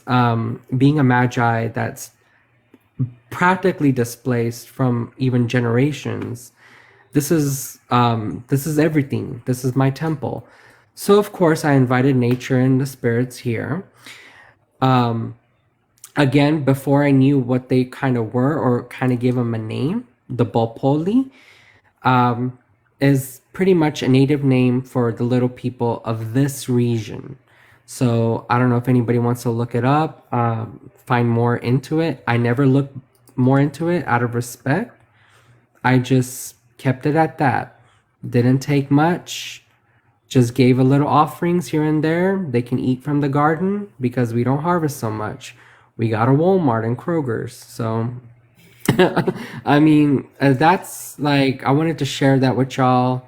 And I wanted to know if anybody else has had any of those kind of experiences with American Little People. Um, and it's different. It's different from Fey folk, I would say. And giving them their true name wherever you go in North or South America, what they are, the Bopoli are the woodland people of this region. So, I mean, there's that. So now y'all know what lurks in the back. That's pretty amazing. I think that's the only little people story we've ever had. Um, I heard Yeah. about stuff like that growing up, and I was always interested to maybe run across some of it, but I don't know if I ever did. But that's really cool. Yeah, and the only experience I wanted, and this happened maybe, and since they kind of moved in, it was probably 3 years later. The only time when I was ever kind of like saw them were little eyes, little silhouette, about maybe 2 feet wise, but like all up in the tree. And they were just looking at me. And that's what I saw after I was in a deep meditation. This happened during an eclipse while I was, just silently practicing, just giving back to nature, taking in energy. That is when I kind of opened my eyes after like half an hour of being closed. When I looked around, everything was settled and I saw their little eyes. That's the only time I really kind of ever saw them. And that's it. Nothing ever since. Land's been good, backyard's been safe, animals are healthy. Um, a lot of animal activity, deity activity in the back, but yeah, that was it. That is amazing. I I always hope love to people hear get your more. stories. You have like you're so in touch with things, and like every time you come up, I know you're going to tell us something pretty awesome. So Well, I'm glad you like it. But again, I would say don't ever. My warning is like I was the lucky one, right? Nothing's really bad happened. If something bad, like some intruder were to come on land, I'm pretty sure something bad will happen to them. But I would definitely say if you see crap like that, please don't pick it up. Please don't be stupid like I was, because you never know what it could have been. And I could have invited something very bad into into my home, in my yeah. backyard. So please don't pick those little things up. Just let it stay. And if you feel those emotions, like, oh man, I feel sad, just move along. Um, go get a shaman. Exactly. All right. Well, thank you. We Hopefully we appreciate get you. more stories here, and hopefully we get more stories about little people because I don't want to be the only person sharing about it, even if it's from across the ocean. Yeah, maybe we'll get some this week. Who knows? Hopefully. Well, thank you, Sarah. Thank you, Chris. Thanks. Thank you, Ollie. Where'd you go, Chris? Thought you I left had to swap forever. phones because my phone was dying. Went out for a pack of smokes and never came home. That's what I thought you Yep. did. Went to go get some milk. I no Oh, holy and cow. I was also changing my name for you guys. My picture. I'm sorry. What is your picture? I can't. Hang on. I'm not gonna do the thing. Wait, like, can maybe? Yeah, maybe I can do the thing. What does it say? I still can't see it. Yeah, it's gonna be too small. Yeah, clearly. You'll see it. You'll Well, see it afterwards. oh wow. Tonight was insane, guys. This was the craziest stream. Listen, I'm never going to upload a video and then go live immediately after ever again. We've had so much weird stuff happening here tonight. I don't even know. And like, I'm worried about the glitches though. I hope the glitches weren't like too distracting or distressing for everybody. And if you stuck with me through the stream, despite the glitches, I appreciate it so much. Holy cow, I really appreciate it. I appreciate you, Tolly, for being here and sticking it out. You guys show some love to Tolly, my mod, and Chris, my co-host. Go give them a follow. Send them a, I don't know, send them a something. What, roses and stuff, all that stuff. Yeah, send them something. We're gonna call it for the night, but it's Sunday, so that means we'll be here tomorrow night, Monday night, roughly about the same time. And maybe we'll get some more little people stories. Maybe we'll have some more trolls. Who knows? I guess it's about time. We've been too lucky for too long. So tonight we got hit with the trolls. It was fun But though. I mean, I had a lot of fun. yeah, it was a crazy one. Holy cow, my brain is scrambled from tonight. This was a lot. But thank you all so much for sticking with me, and we'll see you back here tomorrow night for more ghost stories. Don't forget to follow me if you're not already following. Follow Chris. Chris does cool horror movie stuff. Chris, do you want to tell him anything about? I just do masks and stuff like that. If you guys, like that kind of stuff, you can follow me if you want. Yeah, check out Chris. He's he's Michael Myers. That's his alter ego. Yeah. Yeah, yeah. So, but we'll see you guys tomorrow night. Thank you for hanging out with us. I really appreciate it, and see you later. Bye.